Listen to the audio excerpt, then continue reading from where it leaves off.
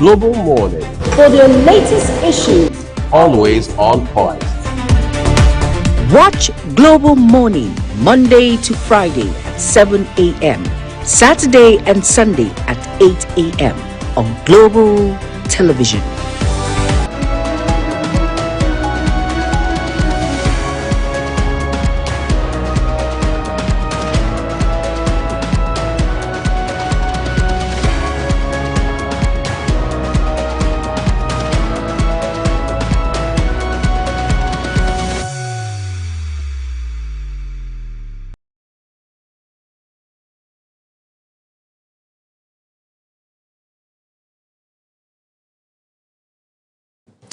What a wonderful Friday to be alive, and equally importantly to be here on a Global Morning. I'm Uyag Mofwegbe. As always, it's with a delight to welcome you to the last installment of the program for the week, the business week that is as we know it. It's an inspiring Friday, no doubt about that, but what more can we say? We're grateful and we're also appreciative of the fact that you always make that very important decision to be with us here on the program. It appears to be a predominantly blue Friday on the show today, and in a few seconds you will find out why. Jumai Manson, who decided to come in classy and very stylish this morning, is inspiring a new sense of wardrobe idea for everyone who joins the program today. Juma, so good to see you. You almost make me want to wish I had come here in blue outfit. Oh, yeah, you're making me blush. No, Stop. Well, it's great to be here. It's a beautiful Friday morning, and I'm excited to be here. Good morning to you, Uyag Bomofwegbe, and to again. all of us, all of you out there. Good morning to each and every one of you. It's great to be here. It's a beautiful Friday. They say it's TGIF. Thank God it's Friday. Yes, it is. And it's a time for you to just reflect on how God has been good from Monday, Tuesday, Wednesday, and now Friday. I'm always big on Thanksgiving because a lot of individuals are not opportune to see today, but we are, and we're grateful, meaning God is great and all of that. So we should be thankful. We have to now. It's an obligation. Yes, right? it is. Yes, Friday. So also an opportunity to take a look at some of the big stories coming out of this week that is outgoing, and then of course focus on the week that is right up ahead of us. Like Juma mentioned, we're grateful, but in that same mood of gratitude, we're looking at issues that affect us as a country, as a government, and indeed as a people for you this morning. But let's start with some piece of good news now, shall we? We understand that our passports, that is Nigeria's international passport, is now better ranked. Far better ranks today than it was a few months or a couple of years ago. Which is true. Yes, that Nigerian passport now stands at number 44. Really? Amongst all the passports in the world. Before now, we're doing something well above 100, which was really bad. Really bad. But now, even though yes, there are still restrictive measures in place as to what countries Nigerians can travel to, including the US as it stands right now, things are looking up. That's the point. And it also shows that as a people and as a government, we are obviously not ignorant of the fact that there's a lot of work to be done.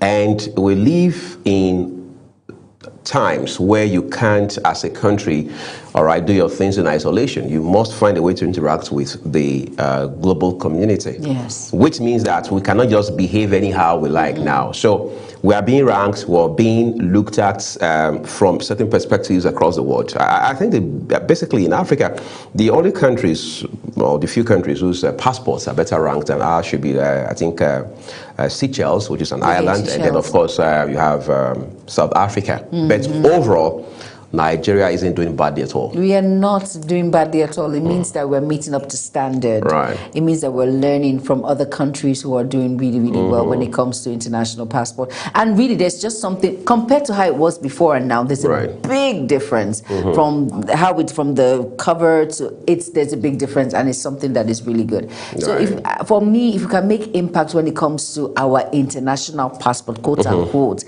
it's an access to travel outside the country, why can't we put that that same energy here and bring stuff up to speed and up to standard. So there can be a balance of both. Right. But I'm grateful, at least they say we have to start up something. Small steps make bigger footsteps. So the truth is we're meeting up to standard, which is a big deal, and it's good. So hopefully it continues that way, and we put that same energy here in Nigeria. It's very important. We have to know, we don't have a choice. There are people who say quite a number of factors must be credited for this new development regarding the ranking of our passports on the global stage. They say, for example, some very, if you like, radical reforms that are being pursued by governments are part of the factors. Then more specifically, the sort of innovative leadership they say that Dr. Olubunmi Tunji-Ojo, the Minister of Interior, is providing cannot be taken out of the mix right now. That's also part of it. I mean, look at what we have seen with regards to passport processing. The timeline has never been this great. Yes, we may have a pocket of complaints here and there. No system is perfect. But we have seen steady growth in that regard. I mean, I renewed my passport in December of 2024, which was just about 13 months ago. I only had to go do capture, but the passport was delivered to me in the office.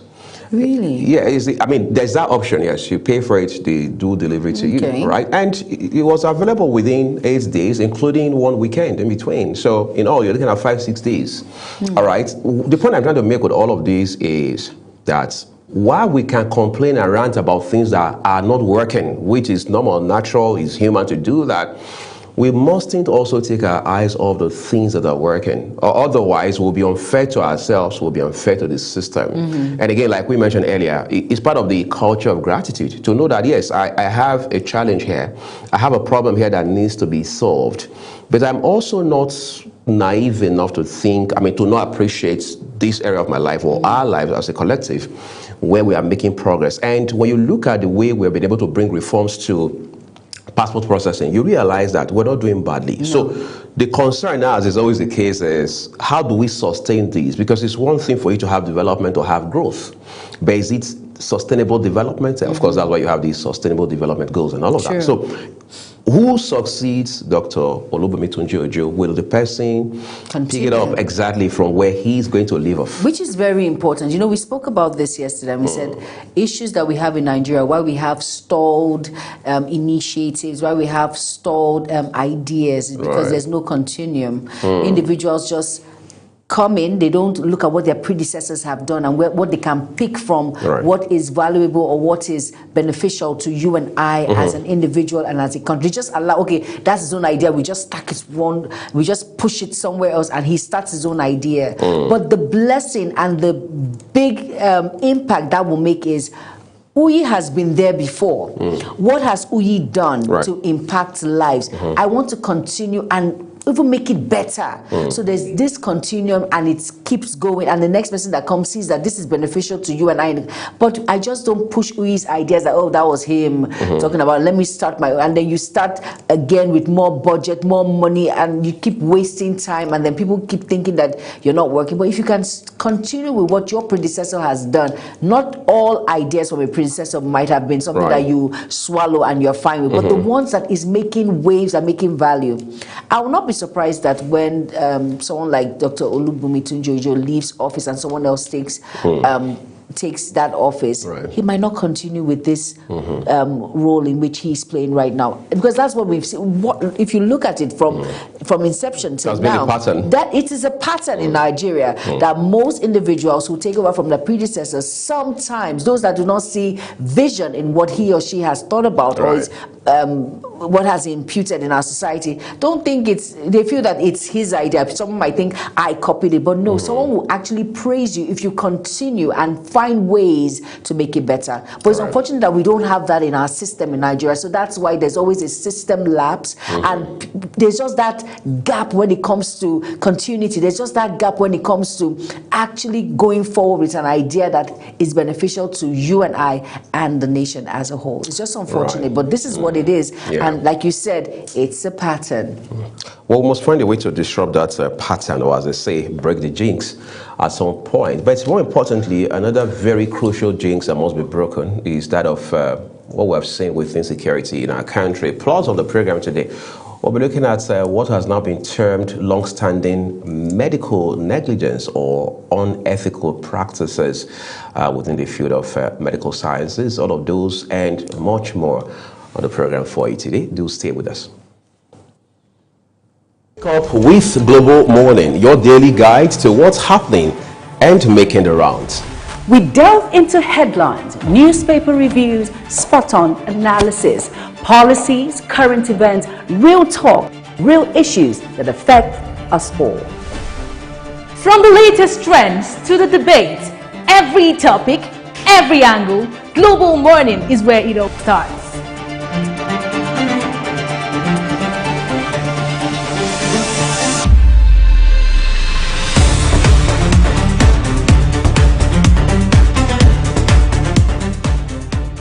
Global Morning, For the latest issues, always on point.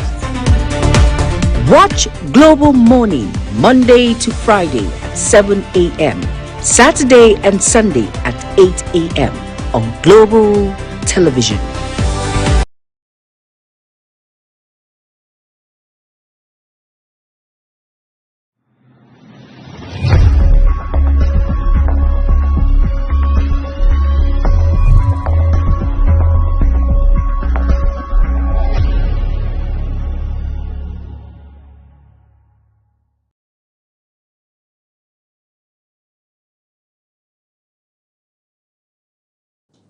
All right, so we'll be looking at negligence, quite frankly, on the program today, as it has to do with the medical profession. I remember, like I shared on a very light note with a couple of colleagues just yesterday, about how that growing up, well, I wasn't really eavesdropping, but I did overhear my parents, my mom in particular, and a few other mothers in the neighborhood, they were having this conversation. And they talked about how that a lady had undergone surgery, all right? In the course of the procedure, I still can't wrap my head around it.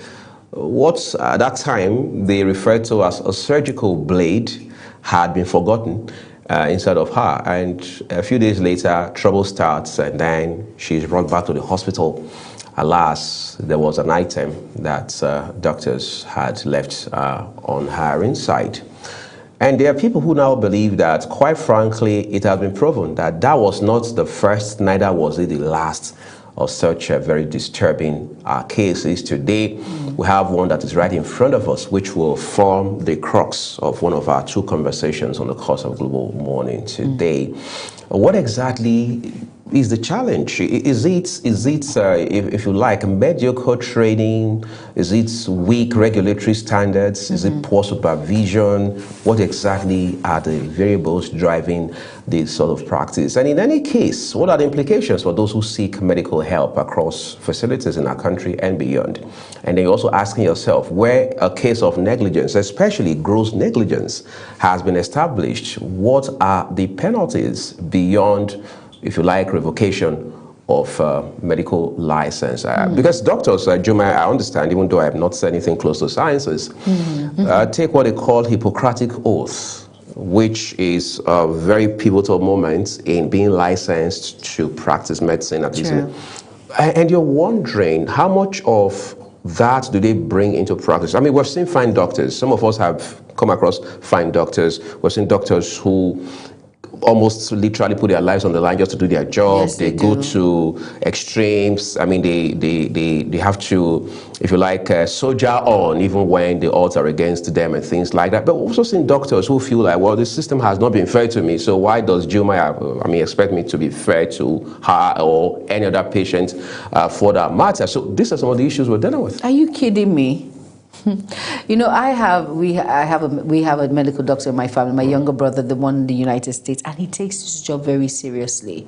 It's something that he doesn't joke with, But somebody again will say it's because he lives in a system that works. But the thing is, anytime, you know, like I said, I have aged parents, and then anytime he's in the country, when we're going to the hospital, he's always, let's go to the hospital together. And he tells the doctor, no, this, you're not doing this. No, this is wrong.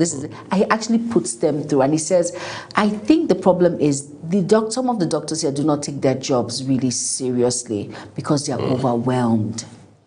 brain drain, like you mentioned before. Right. But that should not stop you being ethical in practice when it comes to human life, Uyi.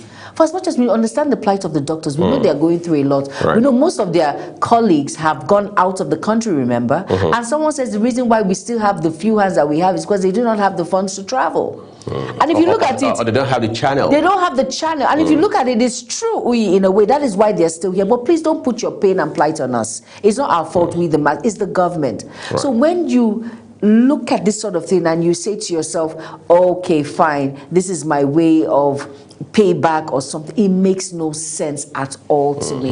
Like, seriously, this is someone, human life. Right. And that is why Aisha has, this particular lady in Kano State has died a very premature death. Apparently. That a surgical scissors will be left in her tummy for over 4 months. And you just wonder, when she had that surgical procedure, when she was going in for checkup, didn't they find it? Of course, she would have been complaining of stomach ache, bleeding or something. Their mind didn't tilt towards there. It shows that, one, we do not have the facilities, and two, most of our doctors need to go back and be sure of what they actually, their discipline in school. Really, that's me. You know, like I highlighted briefly a while ago, I understand there is the Medical and Dental Council of Nigeria, right? Yes, and when you talk about council, anywhere in the world, it's always a regulatory body. Sort of, you know, body, right? Yes, it is. It's like when you talk about a council on legal education for lawyers, for example. Of course. I mean, these are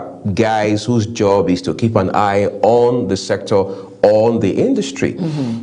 We can't be sure of what Medcan, as it's often called, is doing in this regard, or other regulatory outfits, or if you like, entities of government and things like that. But like we said, there's no smoke without fire, right? So if you are having a cycle, repeated cycle, that is, of cases that border squarely on negligence on the part of medical professionals, in this case, especially doctors, is it not only pertinent that we step on our brakes for a second and ask ourselves, what are the factors driving this sort of, if you like, occurrence? And what can we do to disrupt that pattern, break the cycle? We must ask that, because, again, I mean, a couple of days ago, we talked about how that once a problem assumes a pattern, it becomes more complicated, becomes more difficult to address or tackle, which means that in our case in Nigeria, we must take the time, be sincere enough, be pragmatic enough to ask ourselves, how can we deal with this? Yes, we say, well, if and when it is established that a medical practitioner, a doctor in particular,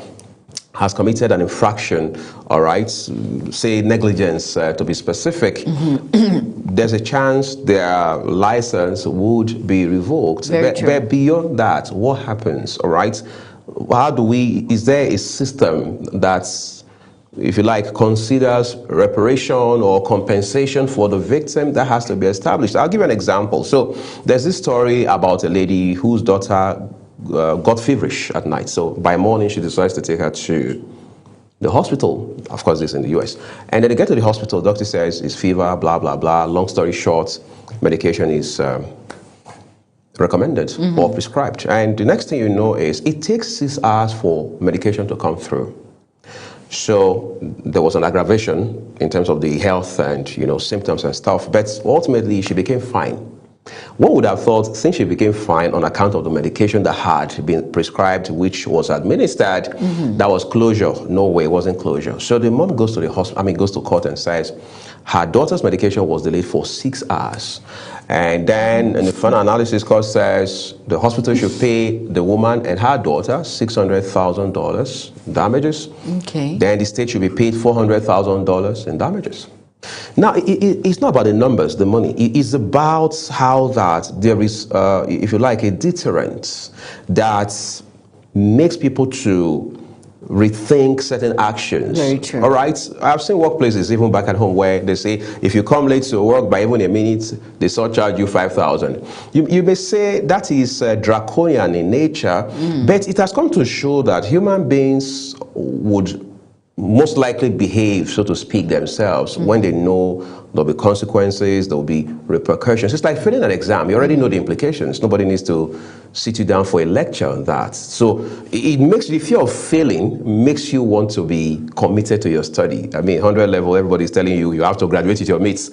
The fear of not graduating with your mates is it not to spur some people into action to read more, attend classes better, yes, focus, more effectively on their studies? So when it comes to things around medical practice, we must understand that it's a matter of life and death. Yes, it's very important. And at the same time, we should have it at the back of our minds that there are a lot of quacks out there. Right. A lot of individuals who pose as medical doctors, but they did not go to the regiments when it comes to school, of course, medical school and all of that encompassed. And that is why we have to scrutinize and be sure who our medical practitioners are. Like you said, it's very serious. It has to do with life and death, which is of importance. That's the most important. Because once someone is dead, there's no way you can bring the person. Are you kidding me? And then, it's very important that we understand all of these things. It's just unfortunate that there are so many cases of negligence by doctors. Right. And mostly we don't hear about them. But it's because some families decide that, okay, maybe that's how God have written it, or that's how it's supposed to be.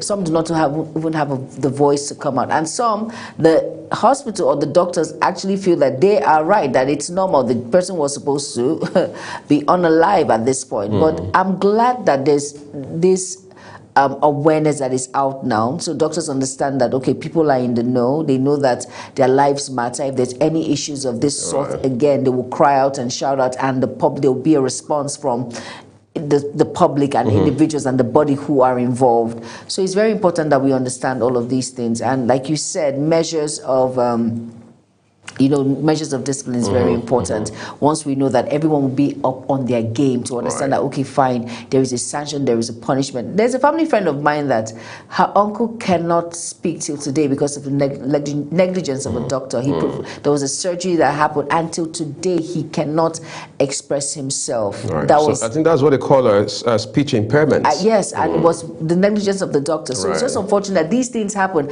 and you wonder, you say, what did you people do? Say, we just left. What can we do? What can we do? This sort of things happen. He's human. And no, there's something that can be done. Right. There's compensation that should be paid. I know that will not bring the person back, but at least it will give succor to the family. A lesson has to be learned. A lesson has to be learned, so you won't do it to another. It's not all about the money. I always say money is not all about the money. The thing is, you are covering that gap so it won't happen to the next person. So the next family or individual can be free from such negligence and won't become unalive like what has happened to this amazing family of 5 children, leaving her 5 children behind now for the man to take care of all by himself. Just very unfortunate incident there. Very sad too. An avoidable death. Yes, it is, but it is what it is. What more can we say? Well, let's take a quick break now. It's not always about depressing news like this one we have in front of us. Let's now join Ramsey Enoch Agbo as we bring you some inspirational.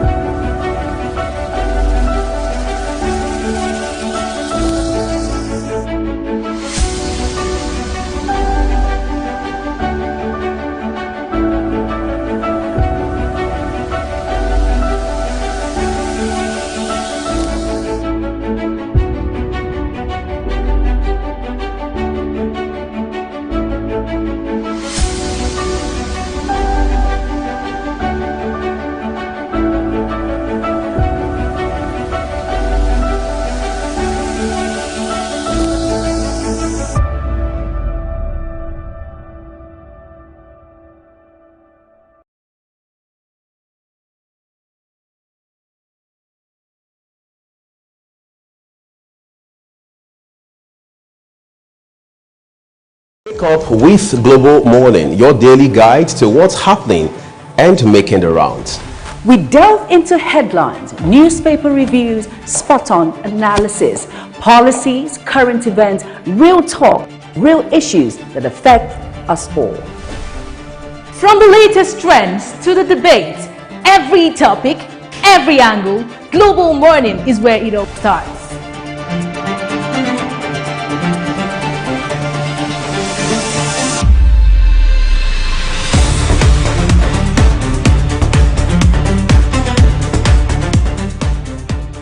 Global Morning, For the latest issues, always on point. watch Global Morning Monday to Friday at 7 a.m., Saturday and Sunday at 8 a.m. on Global Television.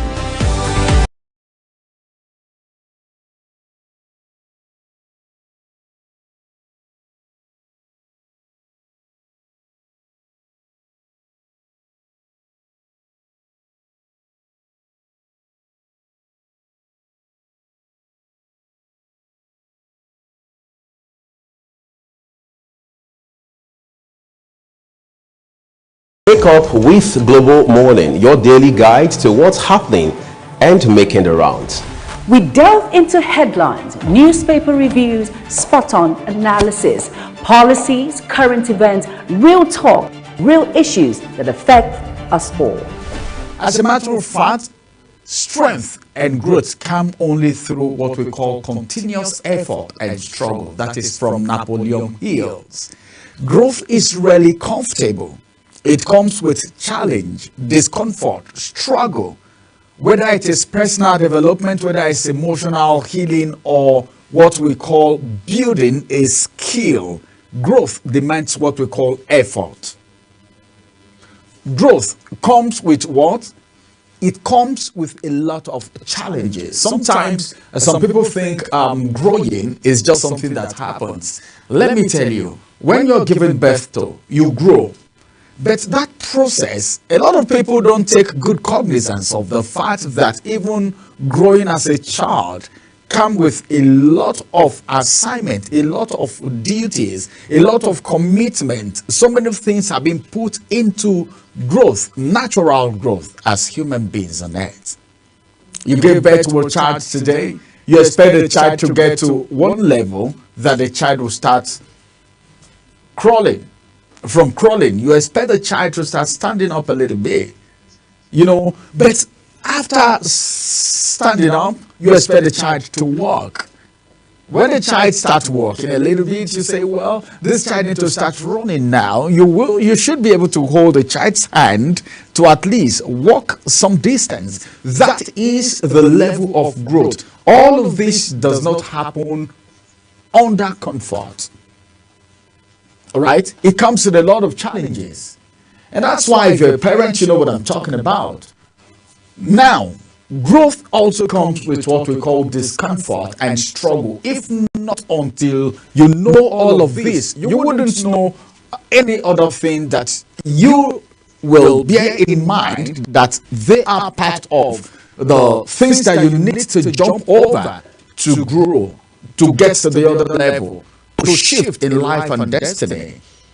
So, I want you to know that if you really want to grow, one of the things that you really need to do is to ensure that you develop a shock observer, because times of challenges will come. But if you know these things before time, when the time for challenges come, you know exactly what to do. When that discomfort comes on your way, you know what to do, because what's on your mind is growth. You want to grow, and already you have this predisposition, you already have this mentality, you already have this mindset that growth comes with a lot of challenges, discomfort, and struggle. There is no man on earth, any successful man, that has grown from one level to the other in life. Ask them, find out. These are things that we can do practically. Why am I saying things? Because a lot of people think growing is just something that can happen overnight without putting in the work, without developing yourself, without getting ready to jump over the challenges, to overcome the discomfort and struggles that come with it. But you need to know that no matter the kind of growth that you are aspiring for, that you're looking forward to, it could be maybe personal development, it could be emotional development, it could be building up a skill. All of this demands some level of effort. Some people want to be rich overnight. Some people get into an assignment and they want that assignment to begin to yield result almost immediately. It doesn't happen like that. If not until you get to know all of these, you will make mistakes in life.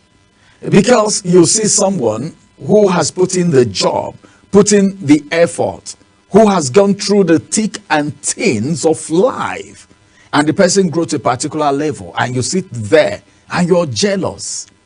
No, that's not how it's been done. It doesn't come just by envy, but it comes with putting in the effort. When you know you have a goal, and that's the reason anywhere I go, I tell people, always write down what you want to achieve per time. Follow it.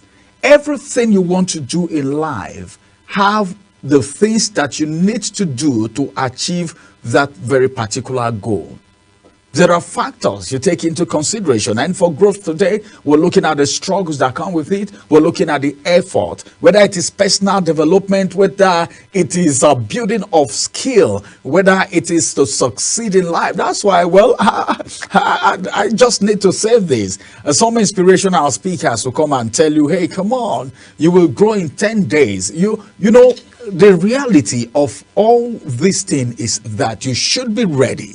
That if you want to grow from one level to the other, you need to put in particular effort. And don't think you will be doing the same thing all the time and expect a different result. That's what a lot of people know. A lot of us know that already. But then we need to tell ourselves the real fact, the truth. Because sometimes some people don't really tell you the truth. But then it's whosoever loves you that can look into your face and tell you, look into your eyes, eyebrow to eyebrow, and tell you the truth. That for you to grow in life, in that business that you are doing, for you to grow, you need to put in some effort. You should know that there are mountains to climb as you journey on the way. There are wilderness experience. So many things will happen. But determination and the quest for success and growth will help you surmount all of this. But then the number one thing that is very important is having this mindset. You need to know this.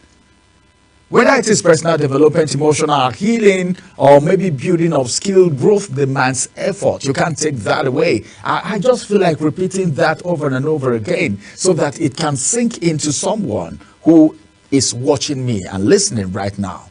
Let me also let us know that the journey is often marked by what we call setbacks and frustration. Sometimes, maybe the people in your cycle. Yeah, let me talk about this. You need to be careful. If you want to grow in life, you need to be careful the kind of cycle you have. Your cycle determines. Your cycle is a factor. Tell me who your friend is and I will be able to tell you where you are heading. Tell me, show me your company, your association, and I will be able to tell you your level of acceleration, because association brings assimilation. And this assimilation, if it is positive, it brings what we call acceleration, which is growth. But these trials are what refines you. It's what makes you strong. A lot of people want to be mentors today. How can you be a mentor when you don't have an experience that you can share with your mentee, telling them, these are the things that I went through, this was how I was able to surmount these things and grow to the level that I am today. These are the things that refined me. Very important. And that's the reason I keep telling people, number one, you need to be very careful about your association, the people you mix up with. Any man who is not going your direction is not worth associating with that man. Anyone you want to call your mentor, that person must have had some form of experience in that area of endeavor, irrespective of what it is. But now, like a seed pushing through the soil. Come, you know what? Let me say this. It might be funny, but then it's the truth. If you ask the seed that you put into the ground that sprout, germinate, grow, and bring out the fruit or become the food, the crop that you harvest and take home to eat today, if they tell you what they go through in the soil, the struggle to even come through the soil, to germinate, to grow into what you have today as seedlings, or probably as fruit or food, whatever you may call it, it's not it's not easy. It's not an easy one. Like, I'm just giving you an instance. You need to know that growth is just like a seed pushing through the soil or muscle strengthening under strain.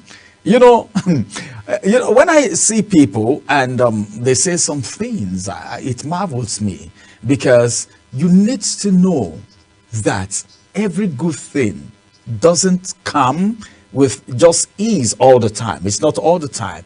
I know, I believe in grace, I believe in favor, I believe in miracle, but then you need to be readily available for this miracle to happen, because your faith even needs to be in place, and that is the work that you need to put in place before the miracle even happens. So I know miracles happen. I know there is grace that makes things happen easily, but then you need to be ready to put in the assignment, the work, just like the seed struggle to be pushed out of the soil and grow to become whatever it is today. Struggle is not the enemy of growth, like some persons believe. Struggle is not the enemy of growth. If you must grow, know that it is the pathway to it. It is inevitable. You need to go through this process to grow to wherever you want to get to.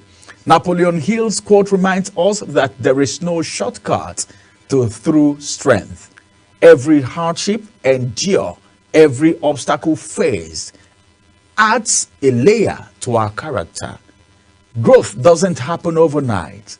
It requires a long-term commitment to learning and adapting. When we actually embrace struggle as part of the process, then we become more resilient, wiser, and ultimately more fulfilled. That's what it is. Now, I just want you to know that you have the capacity to grow.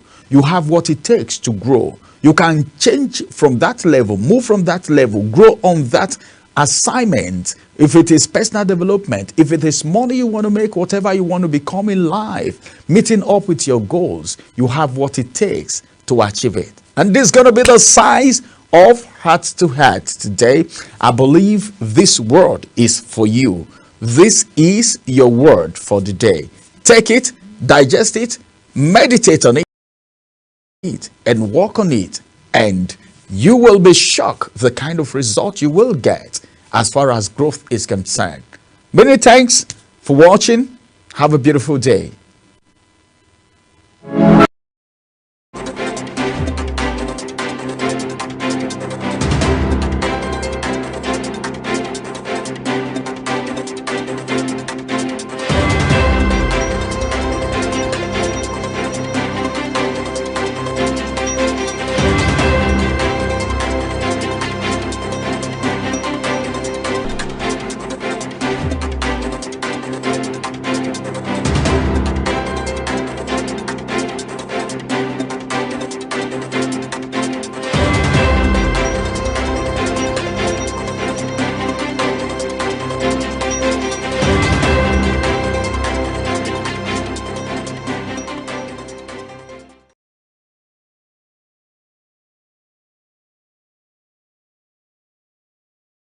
All right, you're welcome back, and hope you were well inspired by Ramsey Enoch Agbo with that segment of Inspirational.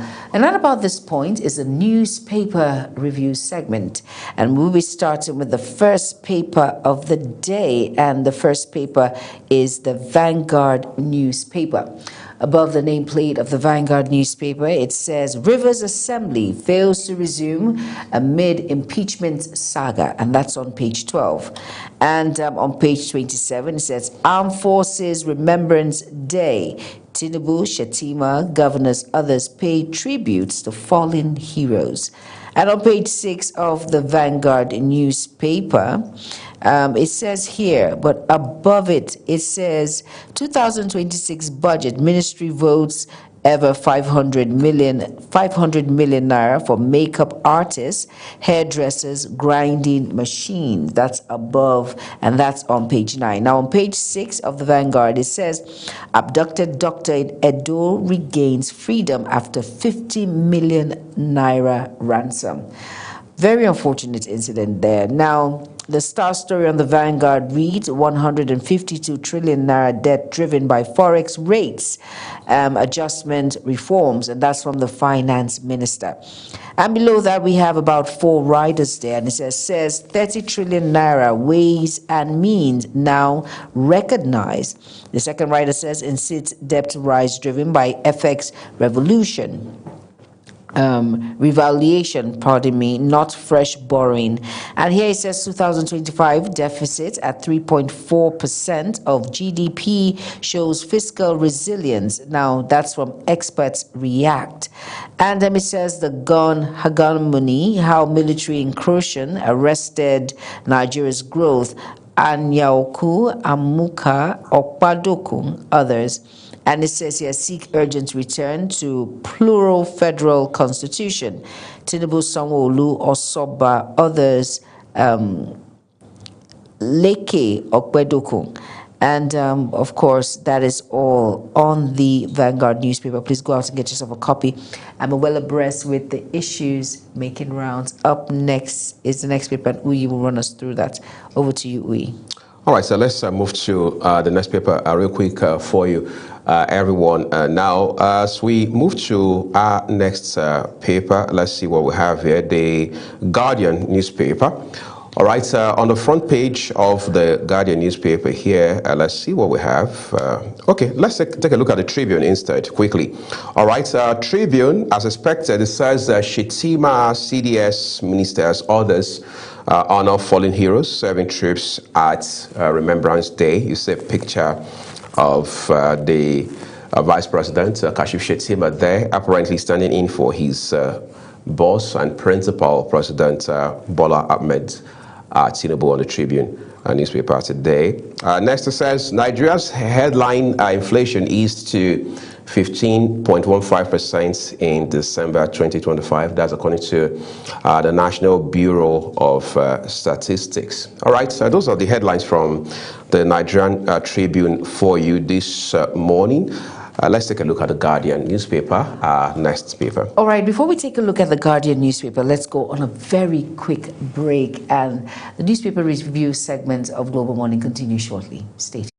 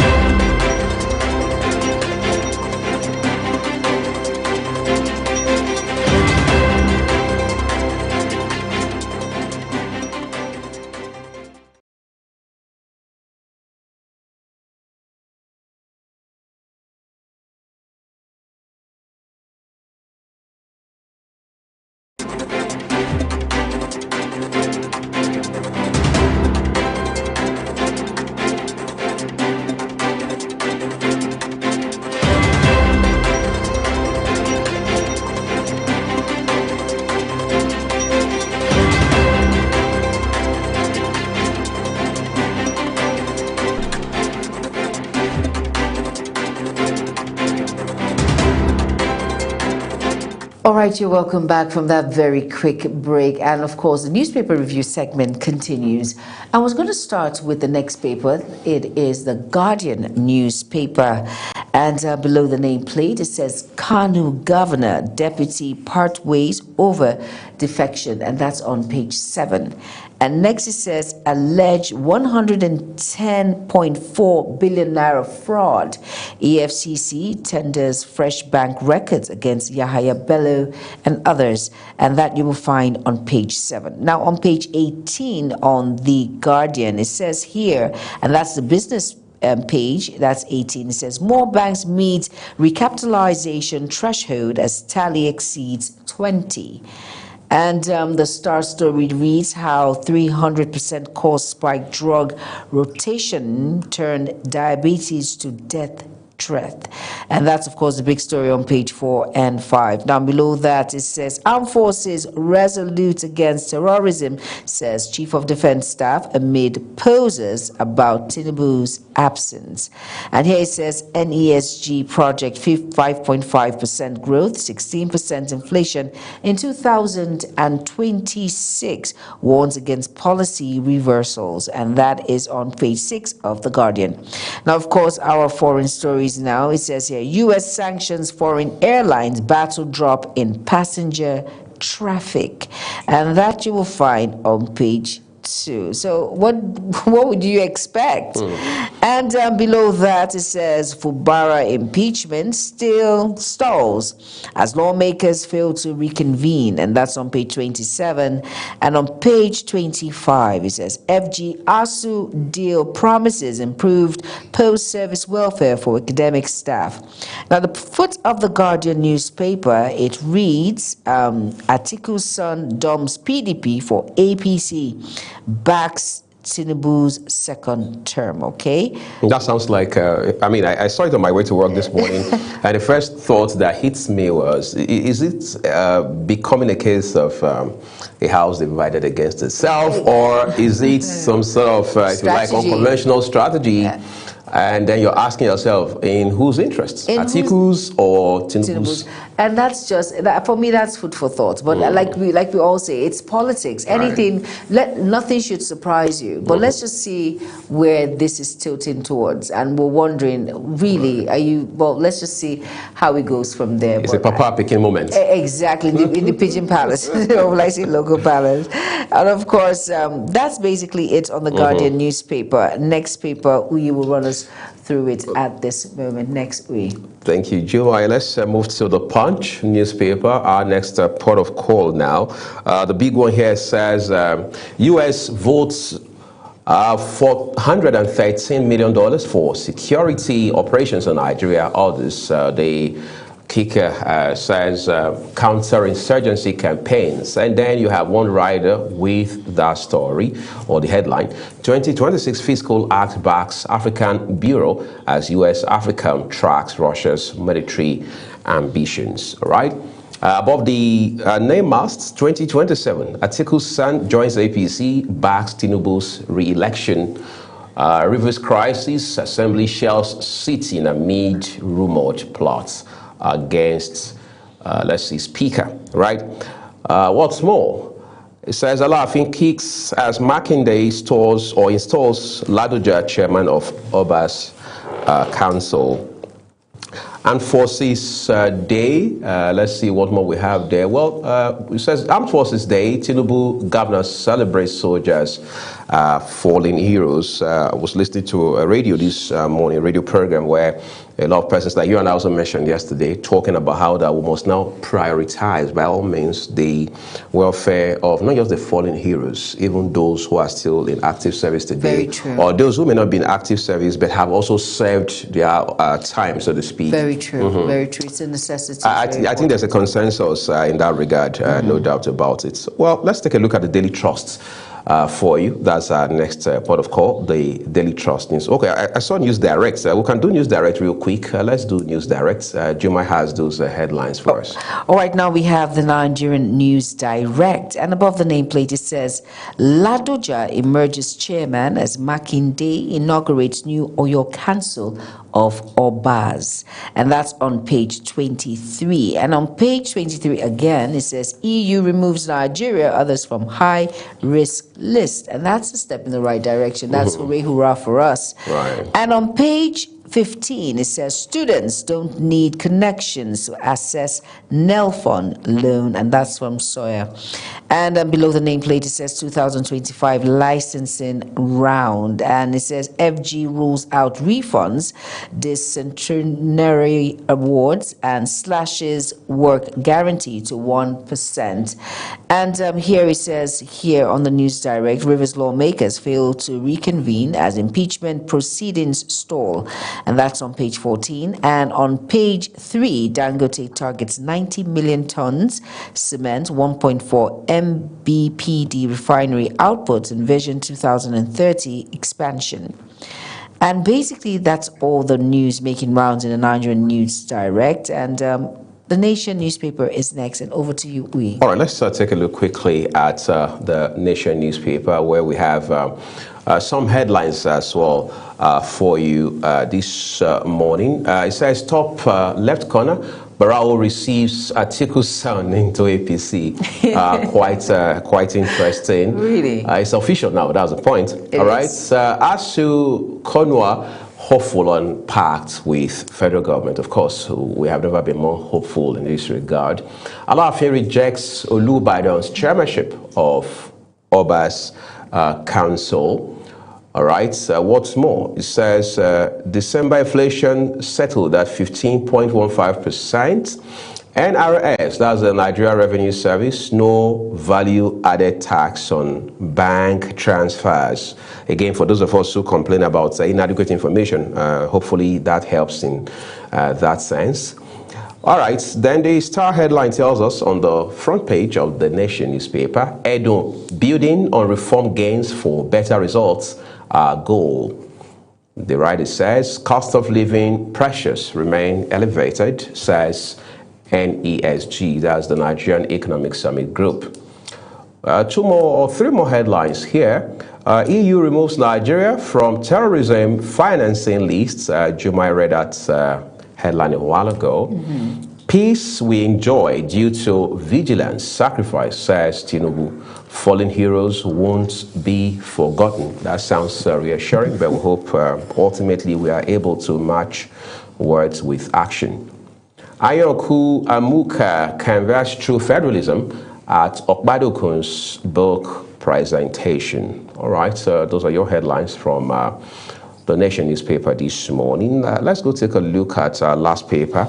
The first thing. Yes. All right, now the First Daily, and why is there a smirk on my face? Because beside the nameplate, it says Senator Natasha walks free as court strikes out FG's case. And, well, a sense of relief there. But it's a bit conflicting. Well, it wasn't court that struck it out. Well, ultimately, yes, but it was the Office of the Attorney General that withdrew, that requested discontinuance. No, hold on.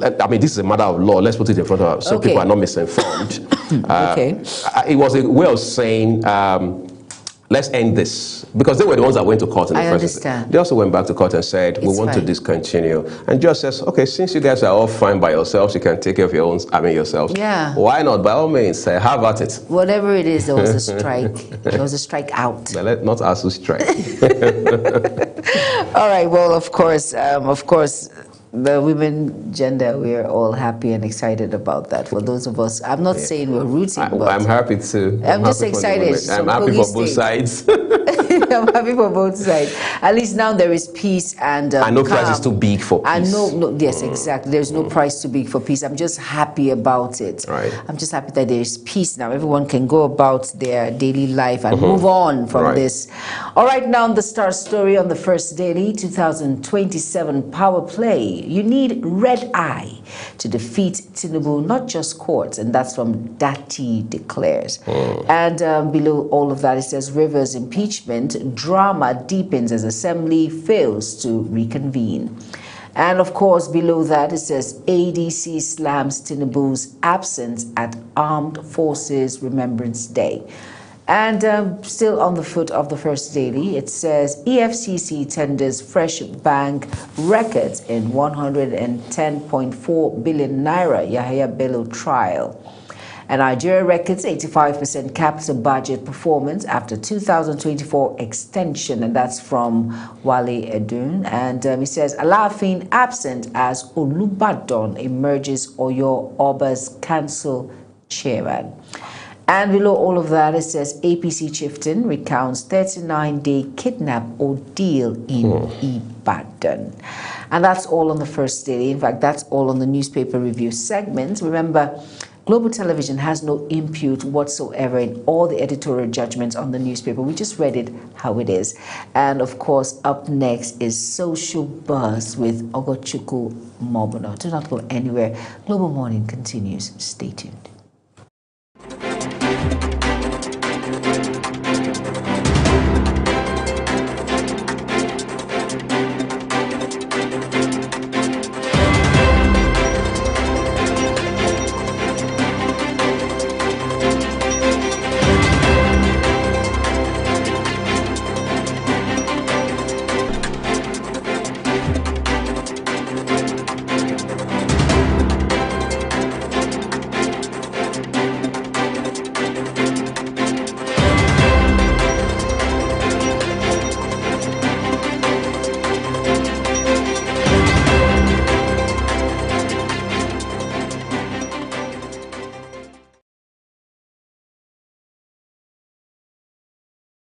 Up with Global Morning, your daily guide to what's happening and making the rounds.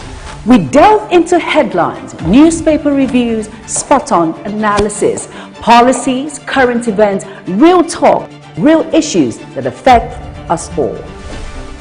From the latest trends to the debate, every topic, every angle, Global Morning is where it all starts.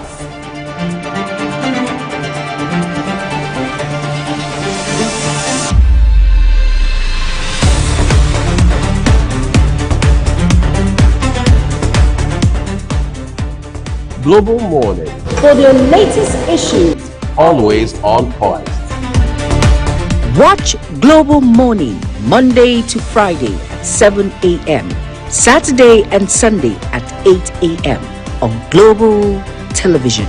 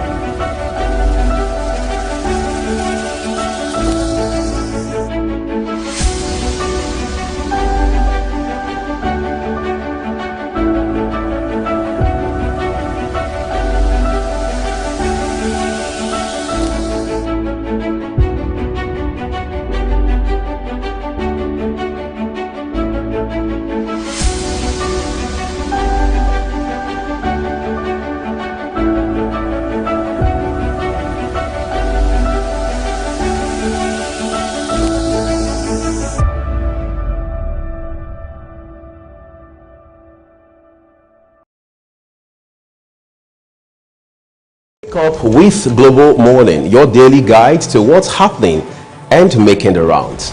We delve into headlines, newspaper reviews, spot-on analysis, policies, current events, real talk, real issues that affect us all. From the latest trends to the debate, every topic, every angle, Global Morning is where it all starts.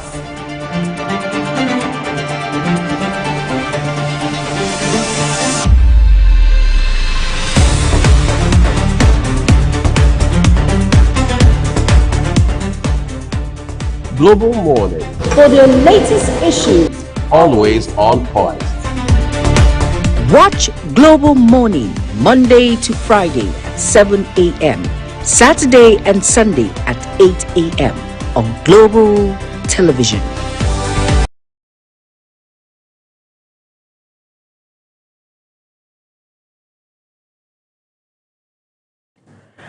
Good morning to you, our viewers, and good morning, the Global Morning crew. I am Ogot Kumobno, and we are looking at social buzz, what's trending on social media today. Today's buzzing story is a bit hilarious. A man who recently enrolled in a driving school has shared his experience, showing how the instructor handled trainees during lessons. In the video he posted, the instructor could be seen snapping at his students over minor mistakes and even smacking their hands when errors were made, despite the learners being adults. Okay, I don't know what your own driving experience is or was. I just want us to take a look at this video.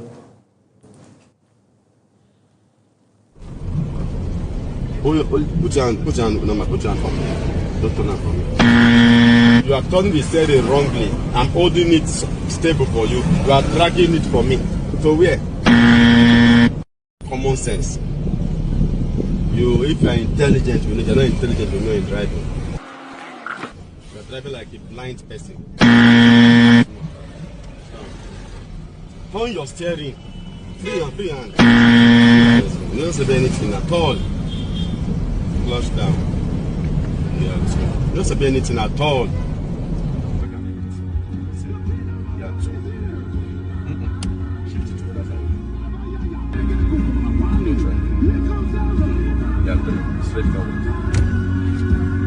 This is not. Okay, I told you earlier, that's really funny. Let's take a few comments from social media as regards this and know what people are saying. The first one is coming from the Food Network Nigeria. This person says, teacher, where I pay my hard-earned money. You see that moment he spanked his hand. That's it. Heaven must welcome one person, one of us. And it definitely won't be me. Okay. The next person is from Oprah's Court, and Oprah says, I've experienced this twice. I left the first place and went to another place. Same thing. Think it's a thing with driving instructors. I don't think it's a thing. Well, the last comment for today, but not the least, coming from official Teddy Wealth. And Teddy says, he nearly bring out the slogan, teacher with a touch of anger issues. Okay, I'm not alone today in the studio. I have with me Jumai Manson. Good morning, Jumai. Good morning, Ogochukwu Mobono. How are you doing today? Well, thank you. I cannot stop laughing at that particular segment. Is that guy kidding me with his red suit? What was your driving experience like when you were learning? I had a very amazing instructor. He was very kind, very polite. So I didn't have that experience. He was very pretty. But there was a time I almost hit something. He was like, where are you going? I was like, okay, calm down. But I had an amazing experience. But that is funny. That's funny for me because the guy was saying that, come on, he was even insulting him. Common sense he doesn't have. No, that was too much. That was too much. But basically, maybe he's trying to help him to gain confidence and all. It depends on the techniques of driving. But that was harsh, really, and funny at the same time. I'll go. Very funny. You know, some people learn when you are harsh to them. Like they learn very fast. You know, when I was going through the stories and some of the comments, somebody said, I think that's the only way I can learn. That's what the person was saying. I think that's the only way I can learn, at least when the person is mounting pressures on me. I know I will learn very fast so I don't come back again to see that same person. So it's okay. Well, we've seen that. That's all we have here on Social Buzz on Global Morning. Please stay with us as Global Morning continues. Bye for now.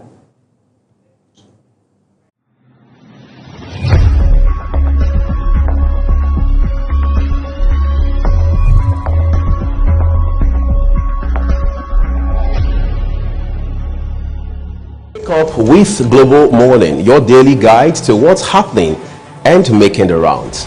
We delve into headlines, newspaper reviews, spot-on analysis, policies, current events, real talk, real issues that affect us all. From the latest trends to the debate, every topic, every angle, Global Morning is where it all starts.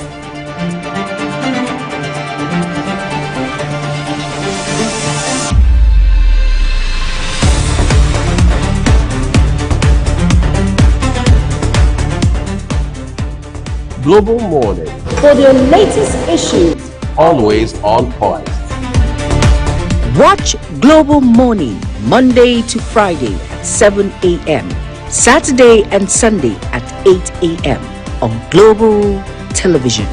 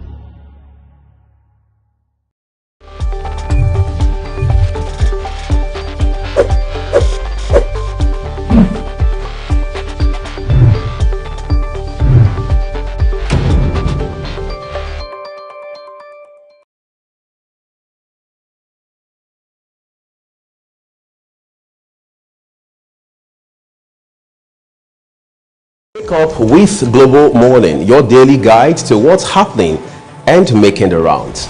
We delve into headlines, newspaper reviews, spot-on analysis, policies, current events, real talk, real issues that affect us all. From the latest trends to the debate, every topic, every angle, Global Morning is where it all starts.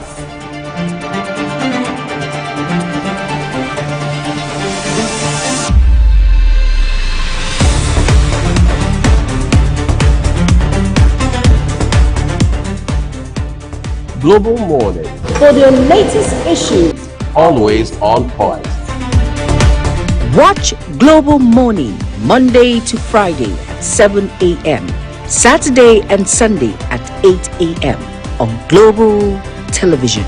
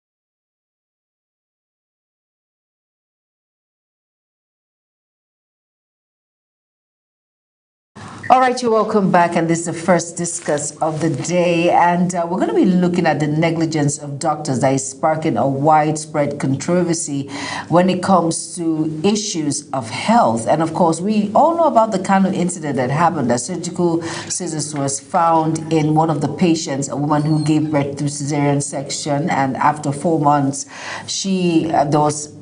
there were surgical scissors in her body, and it led to her being unalive at about this moment. Now we're going to talk about medical practice, doctors' alleged negligence, and the sparked controversy surrounding that. And we're not doing it alone today. We're being joined by Dr. Christian Madubueze, and of course he is the chief consultant orthopedic surgeon, talking about this issue that has sparked a widespread of controversy in the health sector. Unfortunately, there are many issues that have sparked this particular controversy, from doctors from getting surgical blades to a lot of issues that have led to individuals being unalive. When I mean unalive, that has led to several deaths. Doctors have been negligent when it comes to, a lot of issues with patients, especially when it comes to the surgical aspect of it all. Some give wrong diagnosis, some give prescribed wrong drugs, some, verse it happens like that. And when you said something, is it due to the brain drain, or are they overwhelmed, or is this a way of getting the attention of the public that, hey, we are tired, and this sort of negligence happens? And like I said before, my co-host is here, I will just be talking about this with a chief medical consultant, no other person than Dr.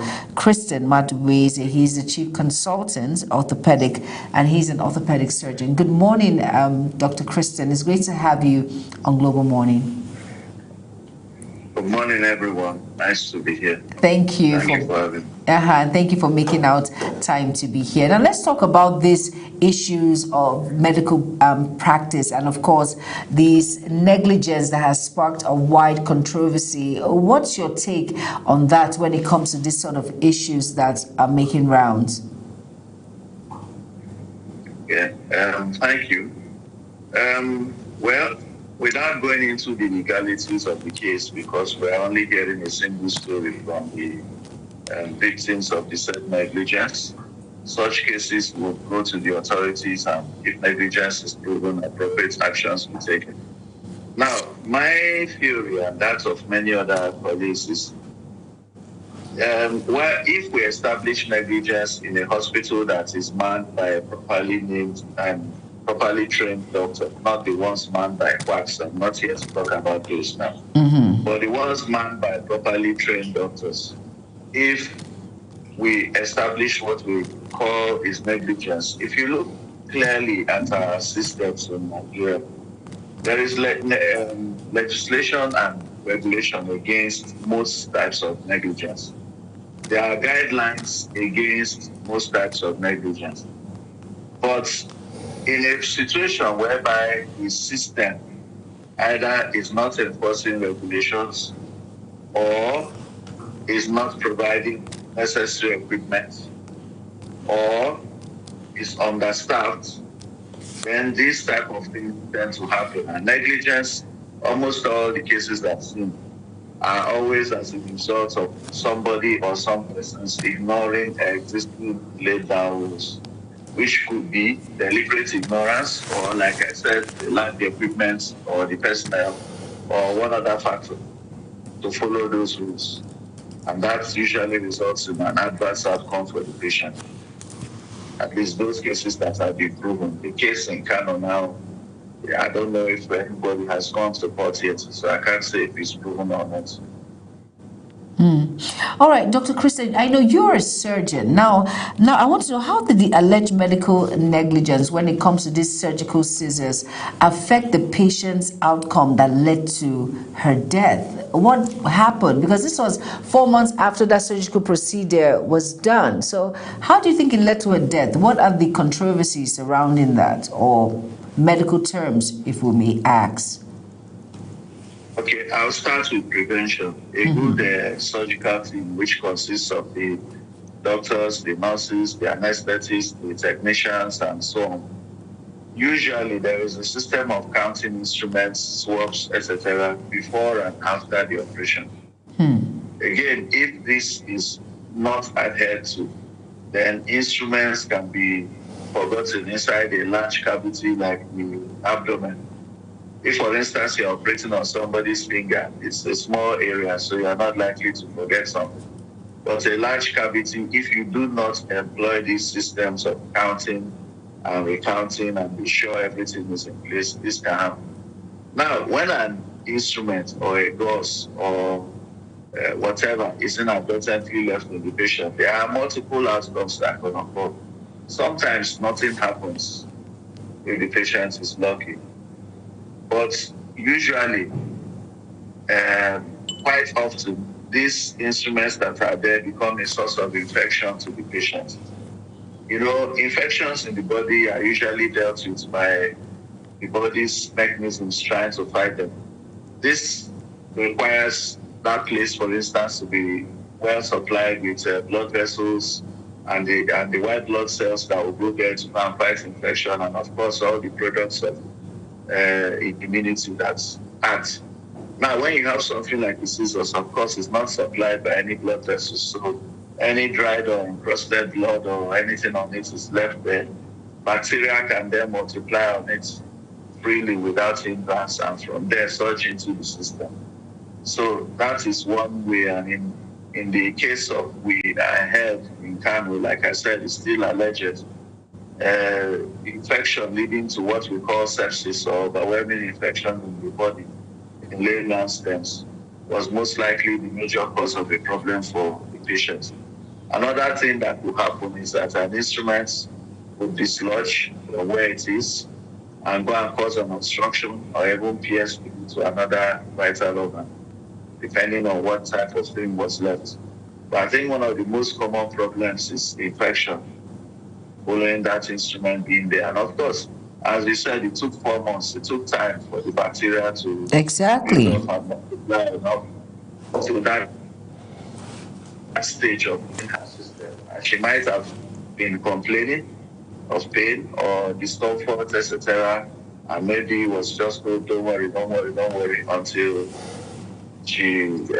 the unfortunate events occurred and she went somewhere else where another surgery was done, and imaging tests were done, and those things were found. Very unfortunate. All right, Doctor, quite an explanation there, very enlightening one, I must say. But let's talk about something very fundamental here. It has to do with medical negligence, which is the front and center of our conversation this morning.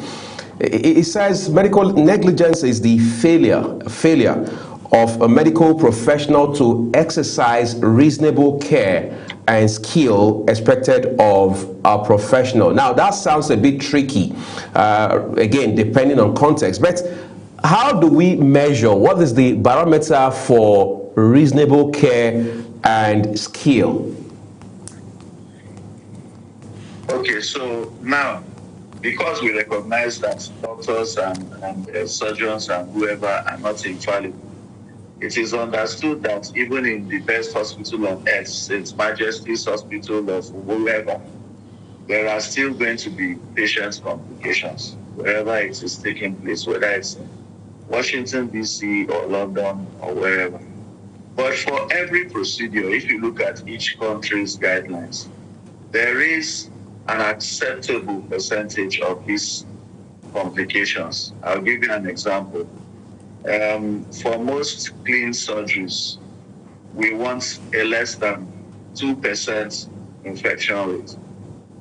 That means, in the best of hands, less than 2 people out of 100 will get infected. Now,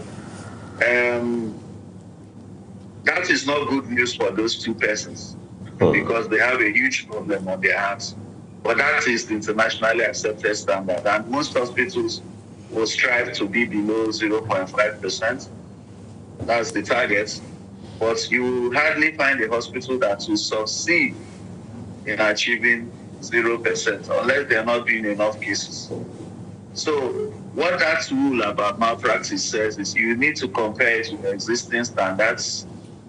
Has the surgeon done everything he needs to do? Let me say if he's a surgeon. And you will now go back into history and look at his records his complication rates higher than what we expect for that type of procedure. But the main way they catch practitioners there is, okay, the guidelines prescribe do A, B, C, D, E before you carry out this treatment or this procedure. Maybe the person skips from A to C or from A to D. That process, because they think so, I know it, I'm skilled, that process is made the majority of the thing that causes this problem. Or the equipment needed and C are not in the hospital. Or the personnel are not there, and so on and so forth. Thank you. Right. I understand clearly that you are a medical doctor with several years of experience under your belt, so you are apparently not a lawyer. But again, I'd like to believe that you are sure not ignorant of some aspects of the law as they have to do with your practice as a medical doctor. How do we also establish, or how technically challenging is it to establish a case of medical negligence on the part of a medical practitioner, especially a doctor in this case? Well, to sue a doctor for negligence usually tends to follow where there are multiple pathways. The most common one is to go to the Medical and Dental Council, and they do have an investigative tribunal which has the status of a high court. So their decisions can only be appealed at the Court of Appeal. They have lawyers there. You are entitled as a practitioner to bring your own lawyer to defend yourself. And of course, it will start with looking at the guidelines and bringing in evidence from your peers. In this situation, what is the standard? What is done here? Now, many countries have guidelines. Nigeria doesn't have guidelines in everything, but for those ones we don't have guidelines in, we can easily adopt foreign guidelines if we need to. But usually you look at those things. What is the standard of care? Did this man give the standard of care? If he gave the standard of care, no matter the outcome to the patient, even if it's death, like I said, there is a percentage of patients who will have complications. In such a case, negligence cannot be proved. It is where you can prove that something failed along the pathway. Then you can prove it's negligence. And mind you, it's not only the doctors that are sued in this circumstance. A lot of times it's also the hospital. Because you cannot sue the doctor, for instance, for not having other staff or the equipment with him. You have to add the hospital too. So it's not just the doctors that come under the hammer for the negligence case. All right, Dr. Madubueze, let me look at in the medical terminology now that has to do with disciplinary actions when it comes to the medical sector. Now, what are the disciplinary action taken for a doctor who is negligent in practice, who does not adhere to the pathway, or will I say the rules when it comes to performance of his medical duties? Okay, so these can range from fines all the way to temporary or permanent loss of the license to practice. Now, sometimes people have gone to court, and the courts have tried to apply non-medical laws and maybe offer doctors prison sentences. This has happened both in this country and abroad. The council doesn't really offer prison sentences, but those who go to legal courts do so. The problem with that is that such cases tend to usually fail on appeal in terms of a prison sentence, because you need to prove that somebody deliberately did something to kill another person and all that. Not that he made a mistake and then he goes to prison, no. But if he deliberately did so, yes. So that's what I'm saying. A lot of them will still fail on appeal, those type of things. But things like losing, the commonest, like I said, is loss of license, or whether temporary or permanent. Then for the hospital, it could involve a huge fine or outright closure or limited their practice. Most often it involves a huge fine. which in some cases leads to closure of the hospital anyway, if they can't pay it. You know, Dr. Chibueze, you know, you spoke about the quacks in this profession when it comes to individuals who just wake up one morning and realize that they are, or they feel they have what it takes to become medical practitioners, causing this particular hole, or would I say this particular vacuum when it comes to real medical practitioners in cause of their duties. Now, what has the board, medical board, or the association done about trying to nip this particular menace in the bud, about quacks who come out and say they're medical doctors that in the long run do the wrongs when it comes to issues of surgery, when it comes to medications, when it comes to treatment and all that? How has the medical association tried as much as possible to differentiate himself from quacks who are loafing around as medical practitioners?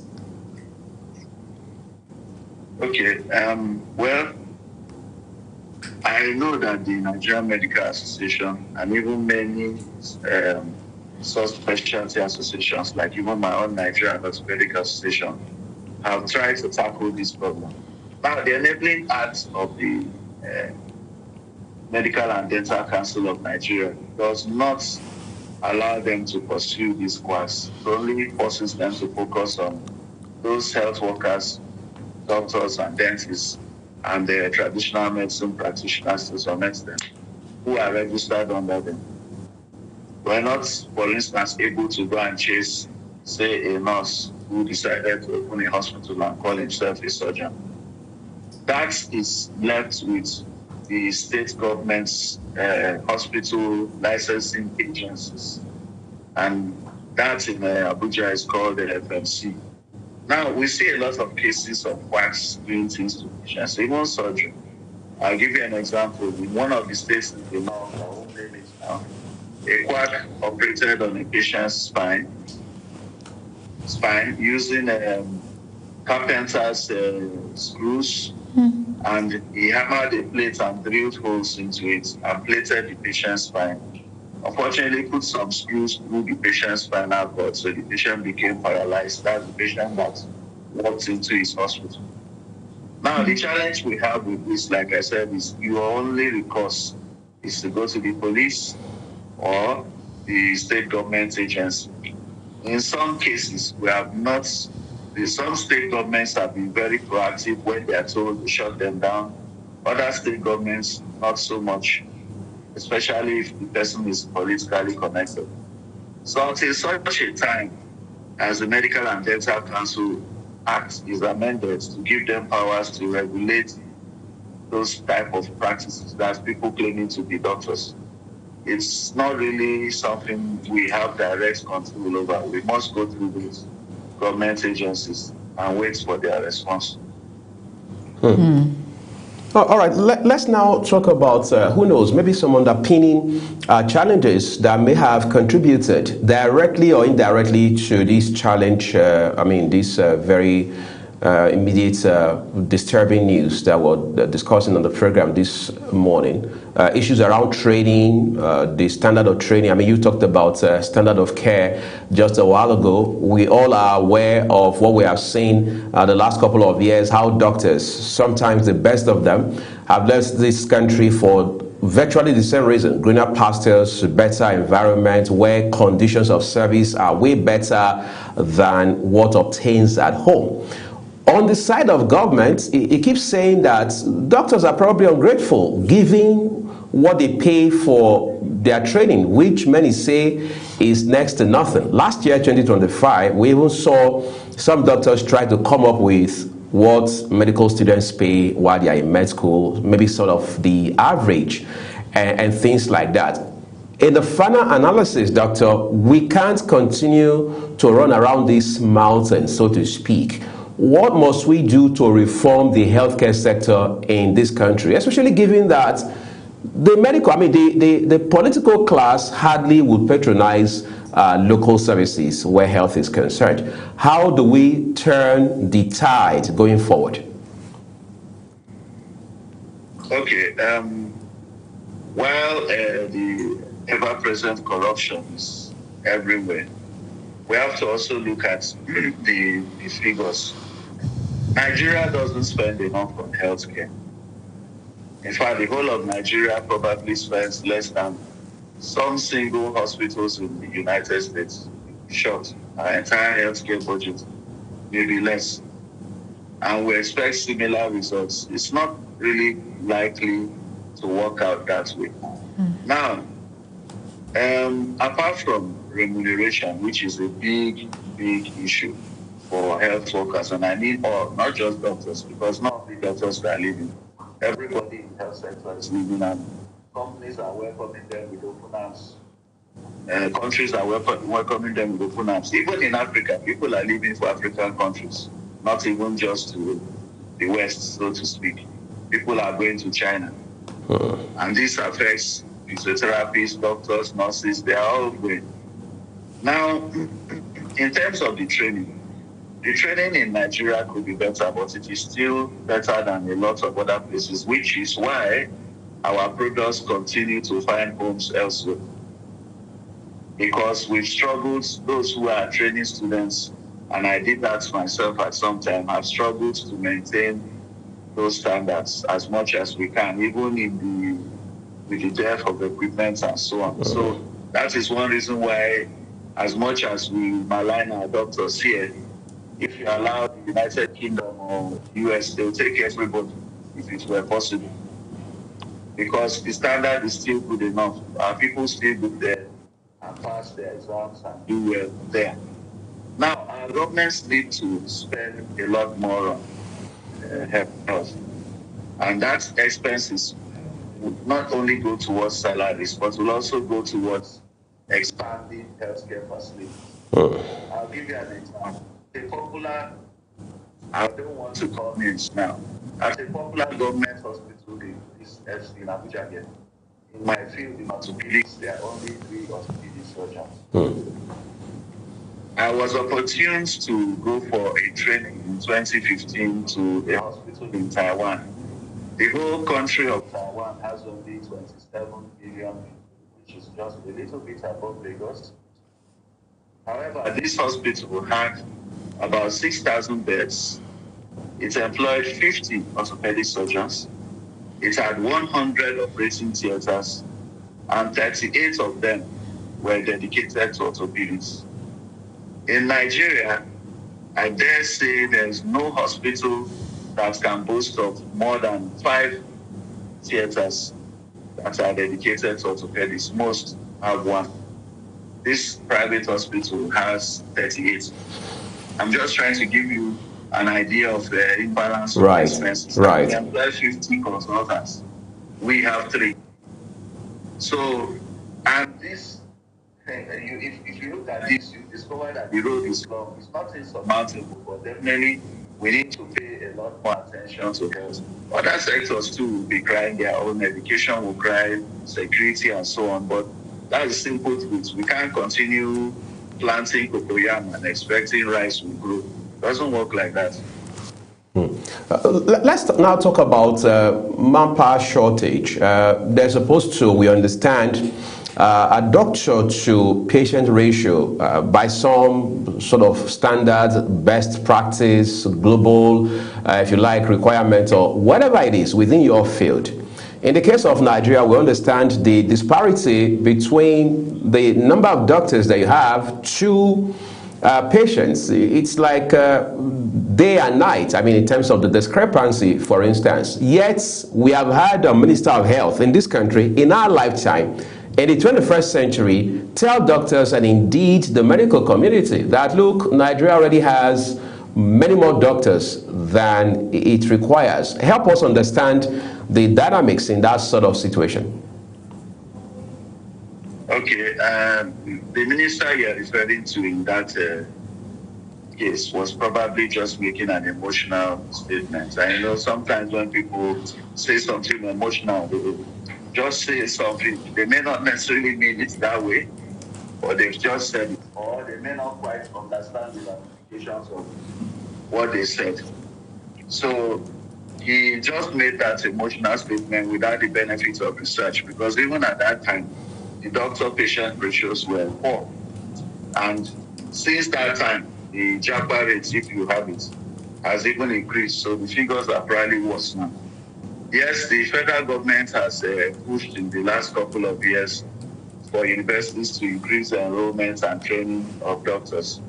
It's a laudable objective, but the problem now is if let me say there are 4 orthopedic surgeons in a hospital, we're training 25 people.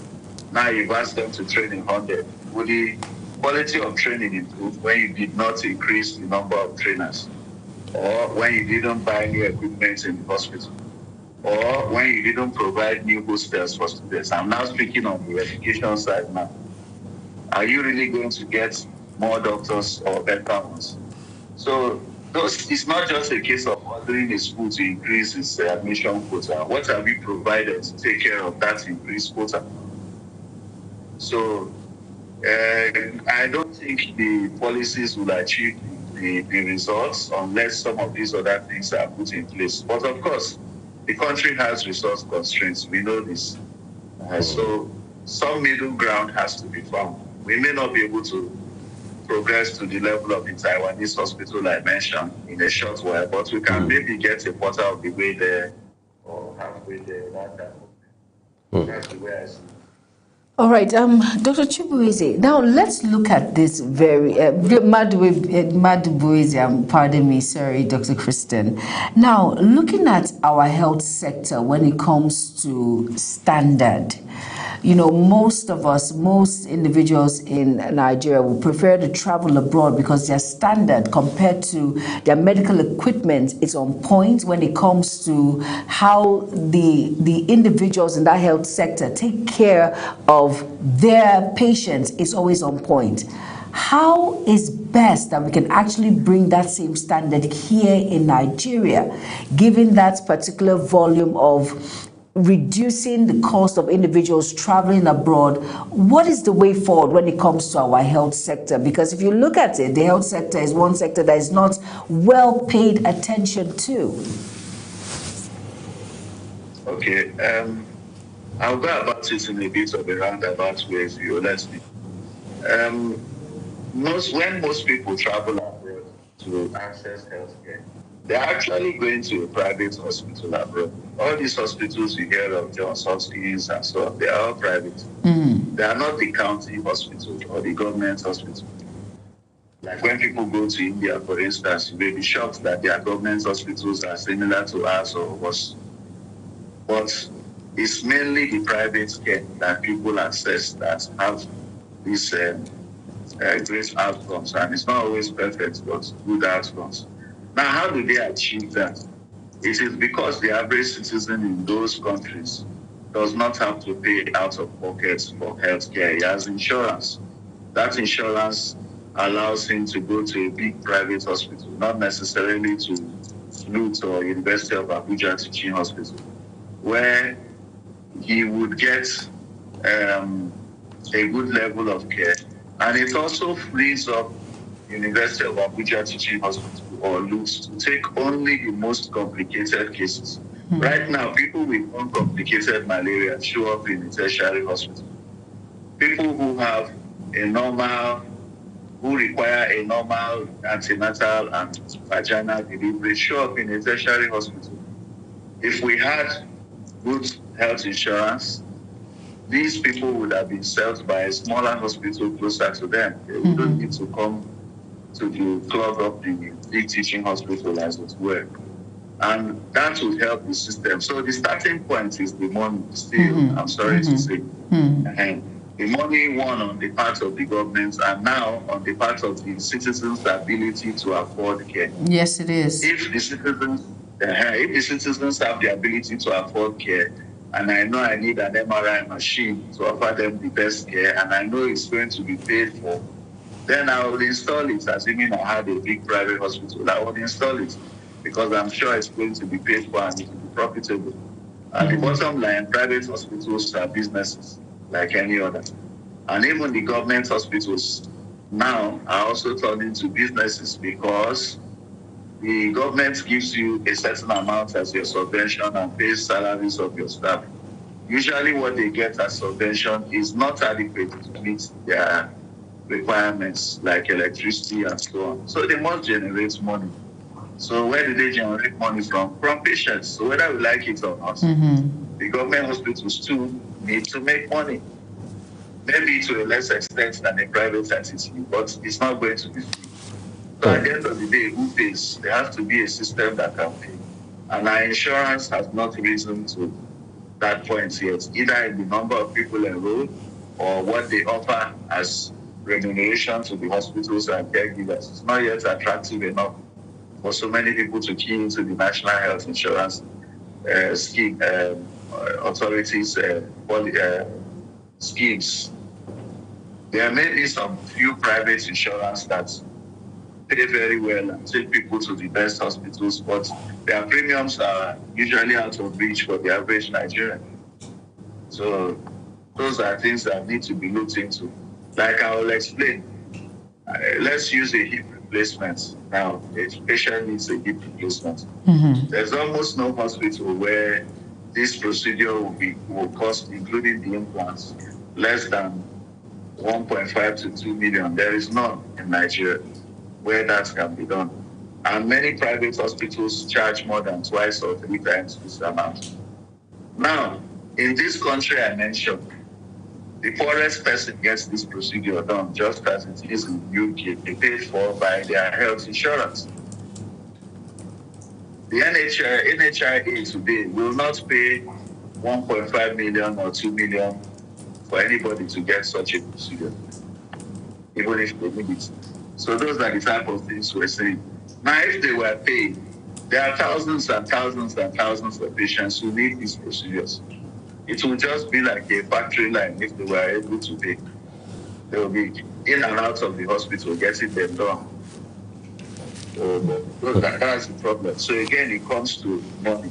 Money for infrastructure, money for people to get their procedures paid for. Dr. Christian, let me ask a question. You know, when you mention these insurance schemes, when it comes to NHIA and all of that encompass, is that why they give substandard drugs when it comes to, you know, when there's a prescription, if you're under this insurance, and then they tell you they can pay for this substandard drugs that is not as effective as the one that you will go out and purchase, or will I say buy on your own? Is this because the money's there is not enough, or what is the problem basically? So we have to be careful on this substandard drug issue. The WHO does not encourage prescription based on proprietary means. They encourage prescription based on chemical means or generic means, like paracetamol is the compound found in Panadol. If you want to follow strict guidelines, we should just write paracetamol for you and you go and get whichever brand of it. If you know it's Panadol, you get it and pay extra involved in paying for that. Now, a lot of factors have come into play here. If the regulatory agencies for drugs like NAFDAC and Co were ensuring standards, then the generic paracetamol should work as good as the Panadol. Let me give you another example.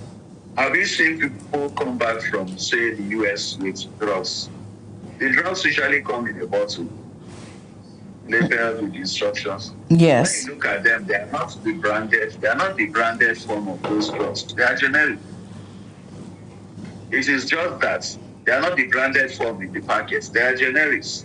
It is just that the country has insisted that the generic drugs meet the standard.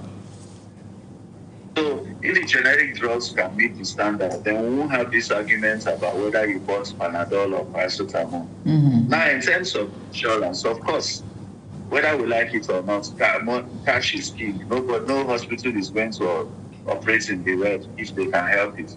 So why would I give you paracetamol and Panadol if I can give you paracetamol instead? Let's flip it. You put yourself in the shoes of the hospital. Would you do that? The answer is no. You would give paracetamol, but the problem now is not your decision, because like I said, this is a worldwide decision. The problem now is, let us make sure that the drugs are effective. If they are, then the trade name of the drugs shouldn't matter. But if you are saying now that the hospital gave you a different type of drug from what the doctor prescribes, then that is wrong. If that is what happened, like maybe you needed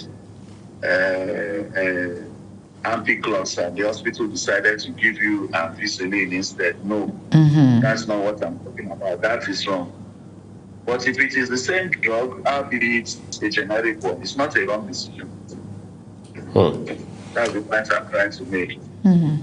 Point taken. All right, Doc, if you don't mind, we're going to take a quick break now. However, when we return, we'll be looking at pressure factors, as I'd like to call them. I mean, the factors that drive doctors into some sort of, if you like, counterintuitive situations. For example, pressure around balancing between private practice and whatever engagements they may have with health facilities. Those are the issues we want to quickly look at when we return from this break, if you don't mind.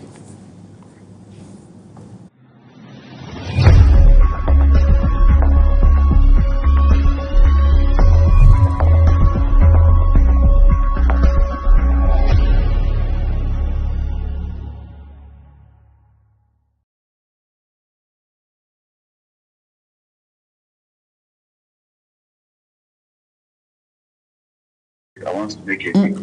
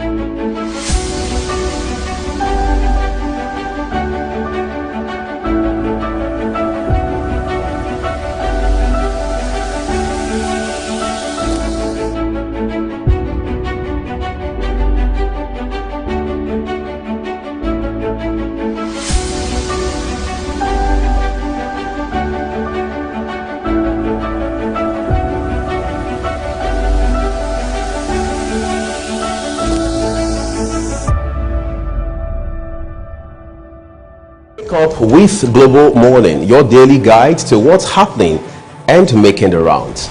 We delve into headlines, newspaper reviews, spot-on analysis, policies, current events, real talk, real issues that affect us all. From the latest trends to the debate, every topic, every angle, Global Morning is where it all starts.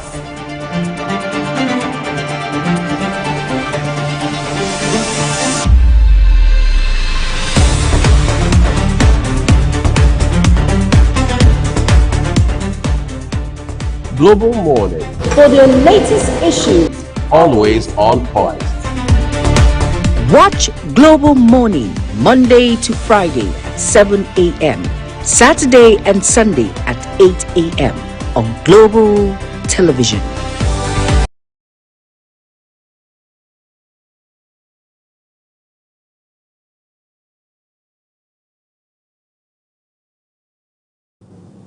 All right, Doctor, thank you for staying with us on Global Morning. So I'm just going to ask you quickly, what are we up against when we have conversations around how that doctors are believed in some quarters to be distracted by private practice? I've spoken with doctors on and off television about this, especially as we're winding down on the Millennium Development Goals in late 2014, early 2015. And what some of them say is that it is a systemic problem that has to be addressed by governments and regulatory agencies. From where you stand and given what you know as a professional, are medical doctors distracted by their private practice? Okay. Well, I haven't done an actual study. Some maybe. But where I practice, I don't think that's really affects a huge number. I'll explain. The extant rules now states that you can engage in private practice as long as it does not interfere with your normal work schedule. So it's different from the rule before that said you must only go there after 4 o'clock. That's not what it says now. It says as long as it does not interfere with your work schedule. I'm just putting it in normal English. Now, you need discipline for that to take place. And private practice works in multiple ways. So it's not always to a private hospital. Let me give you an example. I have a complex case in let's say I work in National Hospital, and I feel I can't do this case myself.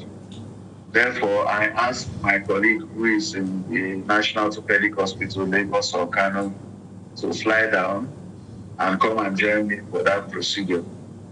At that point, he's still working in a government hospital, so to speak. He's not in a private practice, but he's not in his primary place of work at that point in time. So, for us to get out of this problem, and it's a big problem, is number one, is the government hospital adequately staffed to start with, even before people start going for their private practice? If it were adequately staffed, then it would be less noticeable that A or B is not around, for instance. Then, what attracts people to employment in the government? Stable salary, and in some cases, unfortunately, as high or higher remuneration than there is in private practice. I'll give you an example. When I started residency in 1998, I was earning about 16,000 naira a month in the private hospital where I was working. In order to become a resident doctor, my salary was 11,000. So in those days, most people didn't want to be resident doctors anyway, because it involved a loss of salary. Then the pressure was actually moving away from the government hospitals towards private practice. Hello? Right. Go ahead, doctor. Which is actually what happens abroad. The pressure is actually towards private practice, not away from it, because it pays better. Now here, a lot of people struggle to get into the government practice, but when they get in, things are not as they thought, and they now have to supplement. There are many people I know who, if their government salary was enough for them, they won't go anywhere else. They don't own, a lot of people don't own private hospitals. They only go to cover those hospitals and come back to the government hospitals. So if they were anywhere enough, they won't go there themselves. There are a few that own private hospitals, yes. And the rules also take care of that on how they should manage them. But it starts with making people happy in the government practice if you can. Secondly, creating an enabling environment so that the private hospitals can employ more people full-time and pay them better. There are instances where people I know have left government practice to private in this country.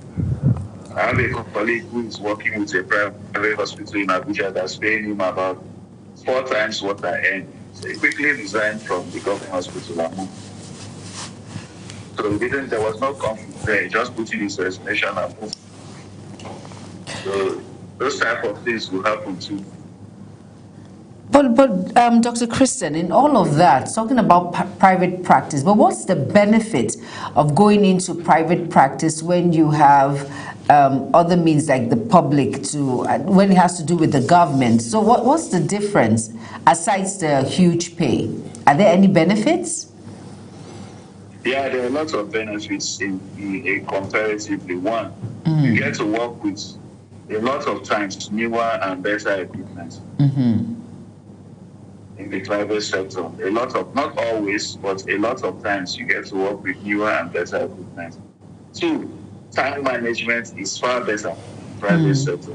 Okay. For instance, we say we're going to start a surgery by 8. We will start by 8 in the private sector, not 8:30 or 9 or 10. due to one logistical issue. So time management and access to improved equipment are the two other reasons apart from finance. Doctor, we have to circle back to perhaps what we started this conversation from as we begin to wind down, right? Would you say, all said and done, given this immediate case that we started this conversation with on the program, that our regulatory agencies are overwhelmed, or they're also being confronted with systemic issues?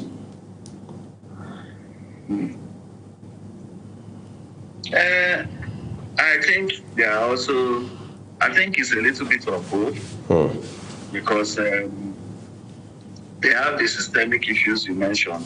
We haven't really spoken to the regulatory issues, but when we do speak to them, we'll find out that they are underfunded and undermined as well. So they will tell you, oh, you expect us to go and close down or go and meet so and so, but so we don't have enough people, or we're trying negligence cases at the rate we can try them because our panels are not fully constituted or whatever. There may be 101 reasons. So you are right. Everything you said plays a role in why regulation is not doing as well as it should. All right, Dr. Christian, now, what lessons do you think the medical profession can learn from this controversy to prevent future negligence when it comes to the medical sector? Again, it means respect the process. The process means if you know that there are 10 steps to do in achieving any results, try to carry all the 10 out as much as you can. And in this case of Kano, for instance, if the first hospital knew that they had an issue that they couldn't carry out all the 10 steps, they had the option of referring the patient, unless it was a dire emergency and they were the only ones on ground that could treat. But they did have the option of referring the patient. So they should have done that. Okay.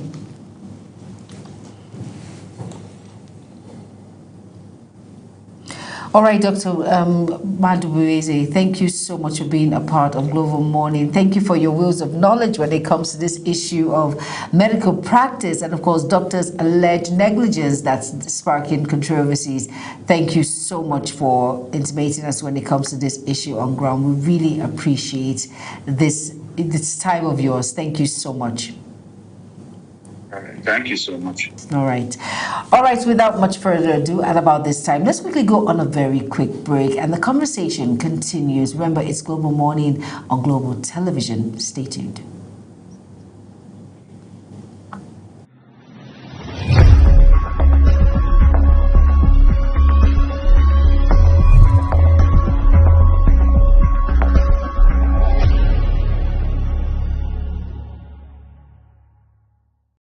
Up with Global Morning, your daily guide to what's happening and making the rounds. We delve into headlines, newspaper reviews, spot-on analysis, policies, current events, real talk, real issues that affect us all. From the latest trends to the debate, every topic, every angle, Global Morning is where it all starts.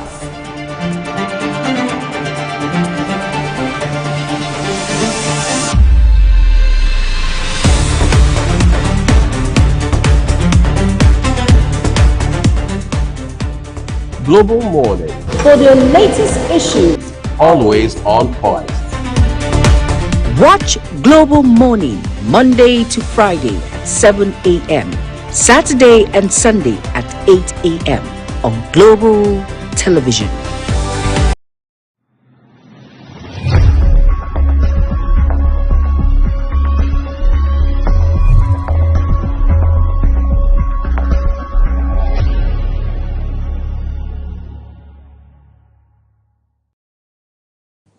We'd like to say a big thank you to Dr. our guest this morning, who has really shed so much of light on this issue. But you see, beyond Global Morning and beyond what we have discussed so far regarding medical negligence, whether alleged or established, we must realize that, again, there's no smoke without fire, right? True. Some things have happened for decades, maybe for over a century even, that led to where we are today. So True. while we are trying to address this and put it to bed, as they say, we must always cycle back to the underpinning factors, all right? What has led to this? You know, one time I told someone, I said, if you have a child in school whose grades are consistently plummeting, dropping, you don't give them, tell yourself, let's feed them some more yogurt, some more eggs, No. all right, their brains will become more active. No, you ask yourself, what exactly are the issues?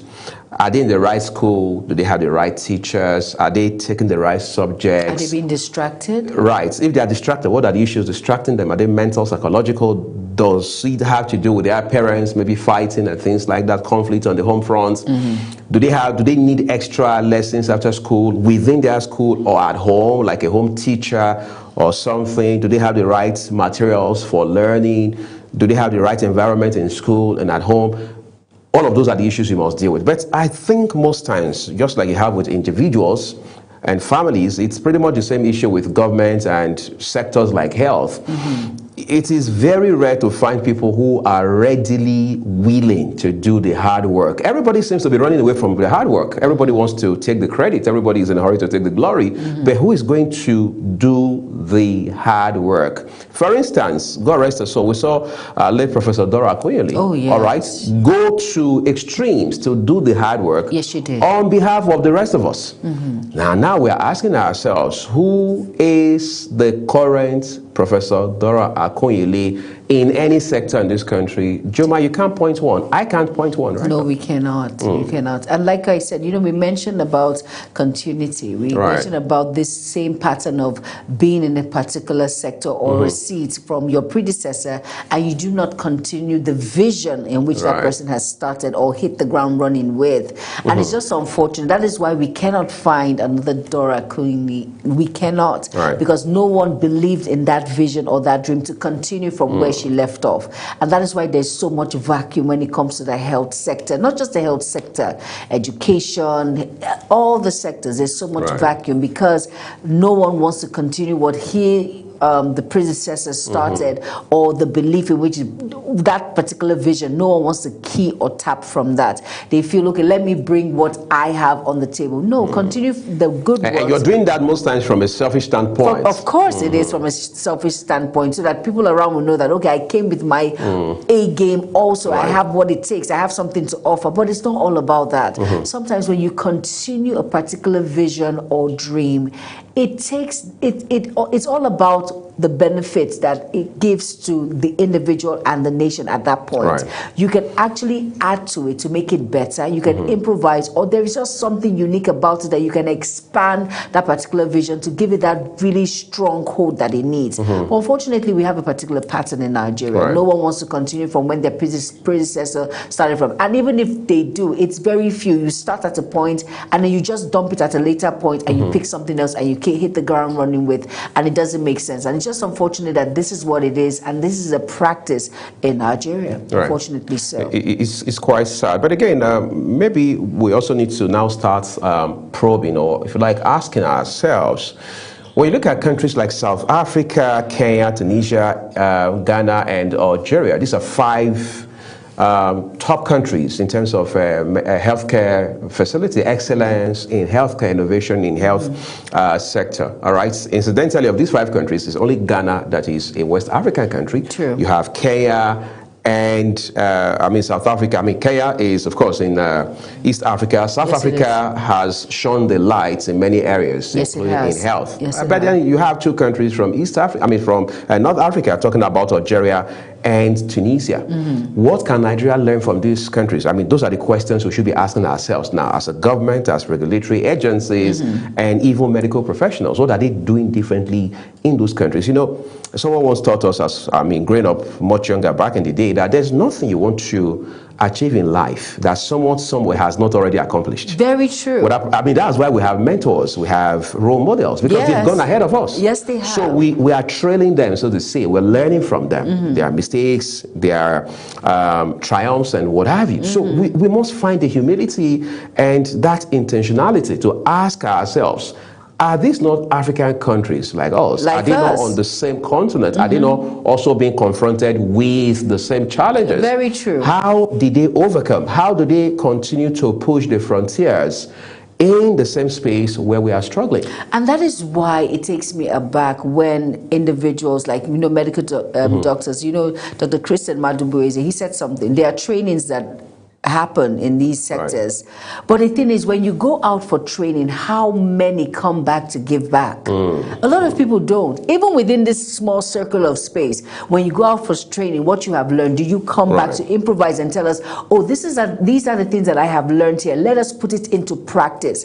It's very rare. Very few people will tell you they only do it for their own selfish interest. Okay, I have learned a particular skill, or I've learned something different from where I am in Nigeria, but I have decided that I'm going to rise to a particular pedestal where I can get paid for it. I'm not going back to where I am coming from to give back so that individuals around me can learn from that particular training or workshop that I've gone through and I've been through. But it's just unfortunate that this is what it is. And that is why we must come down from our high horse and make it's easy to ask. Right. Asking doesn't kill you. It only shows that you want to learn and you want to expand your horizon, which is very important. So it's just unfortunate that this is what it is. So it's easy. These are our African brothers. They will be able, they are willing, arms open to tell you, okay, fine, we are getting it right here, you are getting it wrong here. How can I improve yours and how can you improve mine? It's versa vis. I give, you give. I scratch your back and you scratch mine. So that is what it is. So it's just unfortunate that some African countries, when it comes to their health sector, they're doing very well. Some people will tell you, oh, they're going to Ghana for a particular treatment, or Kenya or Nairobi, and Nigeria is nothing to write home about. And funny enough, when you go to these international countries like America, London, some of these countries, guess who you will find there?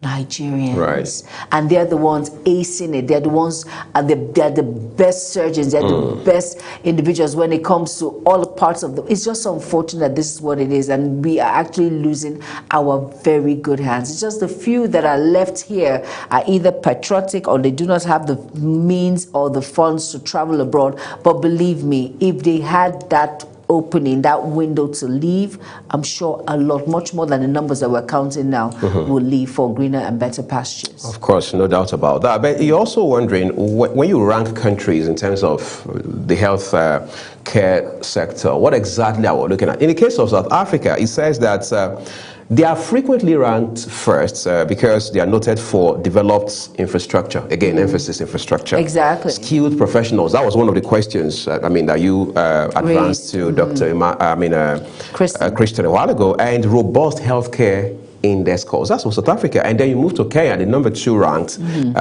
often second in Africa, recognized for improving quality and access. Access is a factor. Very important. A few years ago, I spoke with a bunch of doctors, brilliant gentlemen, and one of the areas of consensus amongst them was that Nigerians don't even basically understand the difference between primary healthcare, secondary healthcare, and tertiary healthcare. No, we don't. Therefore, somebody has or is showing symptoms of malaria, they run to a teaching hospital or they run to a federal medical center. Sometimes they even have to come from the rural area to the city center, all in a bid to access healthcare. Why? Exactly. Because they don't understand the distinct elements amongst these 3 tiers of healthcare provision. And that's what you said, access is a very major factor when it comes to our health sector in Nigeria. It's just unfortunate this is what it is. And that's why when you go to the rural areas, you hardly find, or is it the urban now? It's urban areas. The urban area, you could say relatively we're doing better, but in the rural areas... But in rural areas, nothing to write home about. And that is why we have this mortality rate. It's very high when it comes to maternal mortality rate. Numbers climbing. It's climbing because before they can imagine a woman who is contracted, and then she has to move from the rural area to the urban or the closest village, which is critical moment. That critical moment, you know what can actually happen in that particular aspect. It's just unfortunate. This is what it is. I think access to healthcare is a major factor when it comes to these issues, and I think a lot needs to be done when it comes to it. A lot needs to be done, but you know, a lot of people are scared to travel to the rural areas now, especially medical doctors, because of the insecurity in which we find ourselves in the country. And now doctors are now targets. You can see that they're being abducted. Look at those states, for example. Look at those Even though we hear now that the good news is the gentleman has been released, but his brother, we understand, was murdered. Was murdered in the cause. And then the thing is, before now, we've heard of medical students who are resident doctors who were still interns, who were traveling from it, and they were adopted, kidnapped. Exactly. So the target is just big. So, and that void, it's a big, very big vacuum. I think it's going to take God and grace for us to close it up. And it takes people who are intentional to close it up. And the needful can be done with a snap of a finger. I always say, if we want something done, and we should understand that this is very serious because it has to do with life and death. I think once we understand that, we're able to move forward and move past all of this. And it will make a difference, really, Uyi. Sure will. You know, last year, December, as always, 12th, we had the Universal Health Coverage Day, which the entire world, including Nigeria, commemorates every other year. Now, interestingly,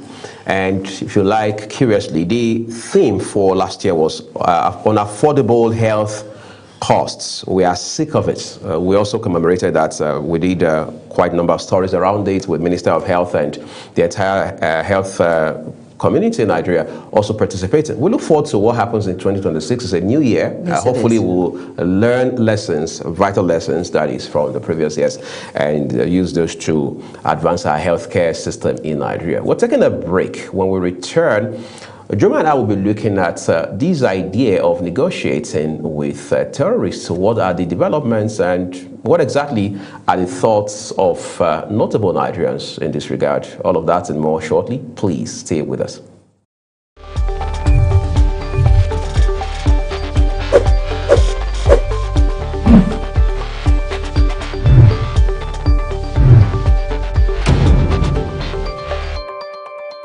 Up with Global Morning, your daily guide to what's happening and making the rounds. We delve into headlines, newspaper reviews, spot-on analysis, policies, current events, real talk, real issues that affect us all. From the latest trends to the debate, every topic, every angle, Global Morning is where it all starts.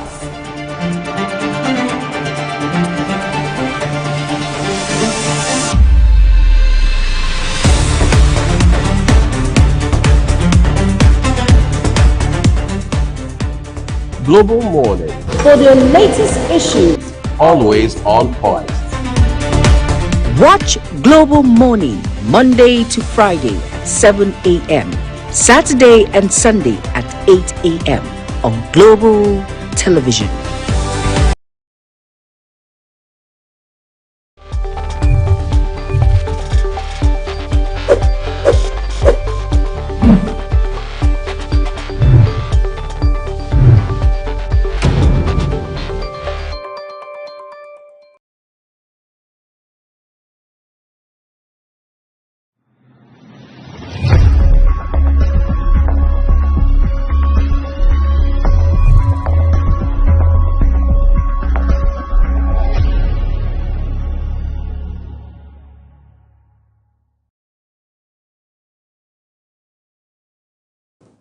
The conversation around insecurity in Nigeria and the moves, or if you will, efforts to curb it, have been multi-pronged. Multi-pronged in the sense that we've seen several recommendations. We've seen people lend their voices to how government can better tackle this challenge. One of those recommendations, or in some cases, let's basically say suggestions, has been for governments, whether federal or subnational, to negotiate with those amongst these terrorists who have shown remorse, who are repentant one way or another, even though the challenge is how do you measure whether somebody is remorseful, if they are repentant or not. But it will appear the state governments, especially in the northwest of the country, are more keen on negotiating with these terrorists, especially a state like Katsina. Well, some years ago, we saw that happen under former Governor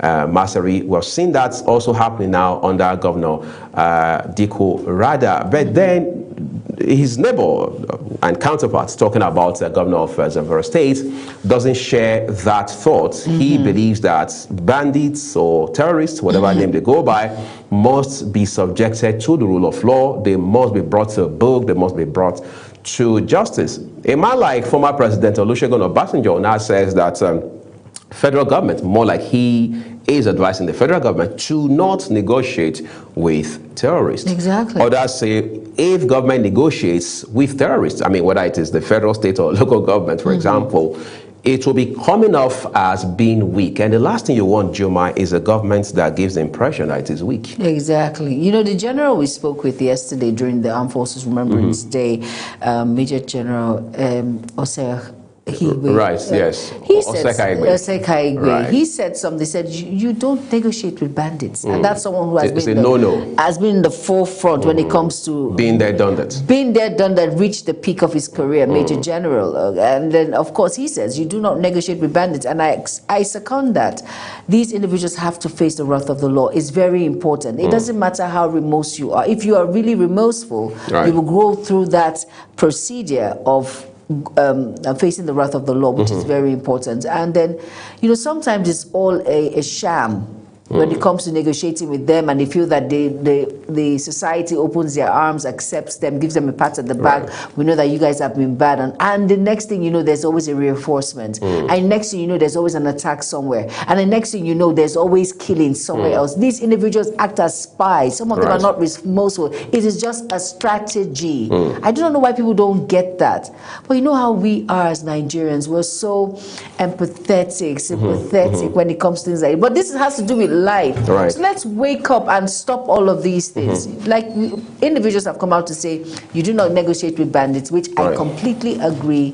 If you are remorseful, go through that procedure of facing the wrath of the law, then we'll know whether you're remorseful or not. For me, it's just my own personal opinion. But with that much further ado, I have no comment whatsoever. And I'll tell you one of the things I've also heard when I speak with people about this subject, Juma. It is the fact that when you say you're negotiating with terrorists, there must be a framework, like we had done with the agitators in the Niger Delta under former, now deceased president, talking about Yaradua. What we did then as a government and as a people was to say, look, if you are remorseful, if you turn your arms, if you repent, if you turn a new leaf, you have this window of time, this window of opportunity to come clean. All right, there was a framework around it. It was structured. It was systemized. So it was not a yahoo, as we say, kind of system. Right. So everybody was clear on what the deal was.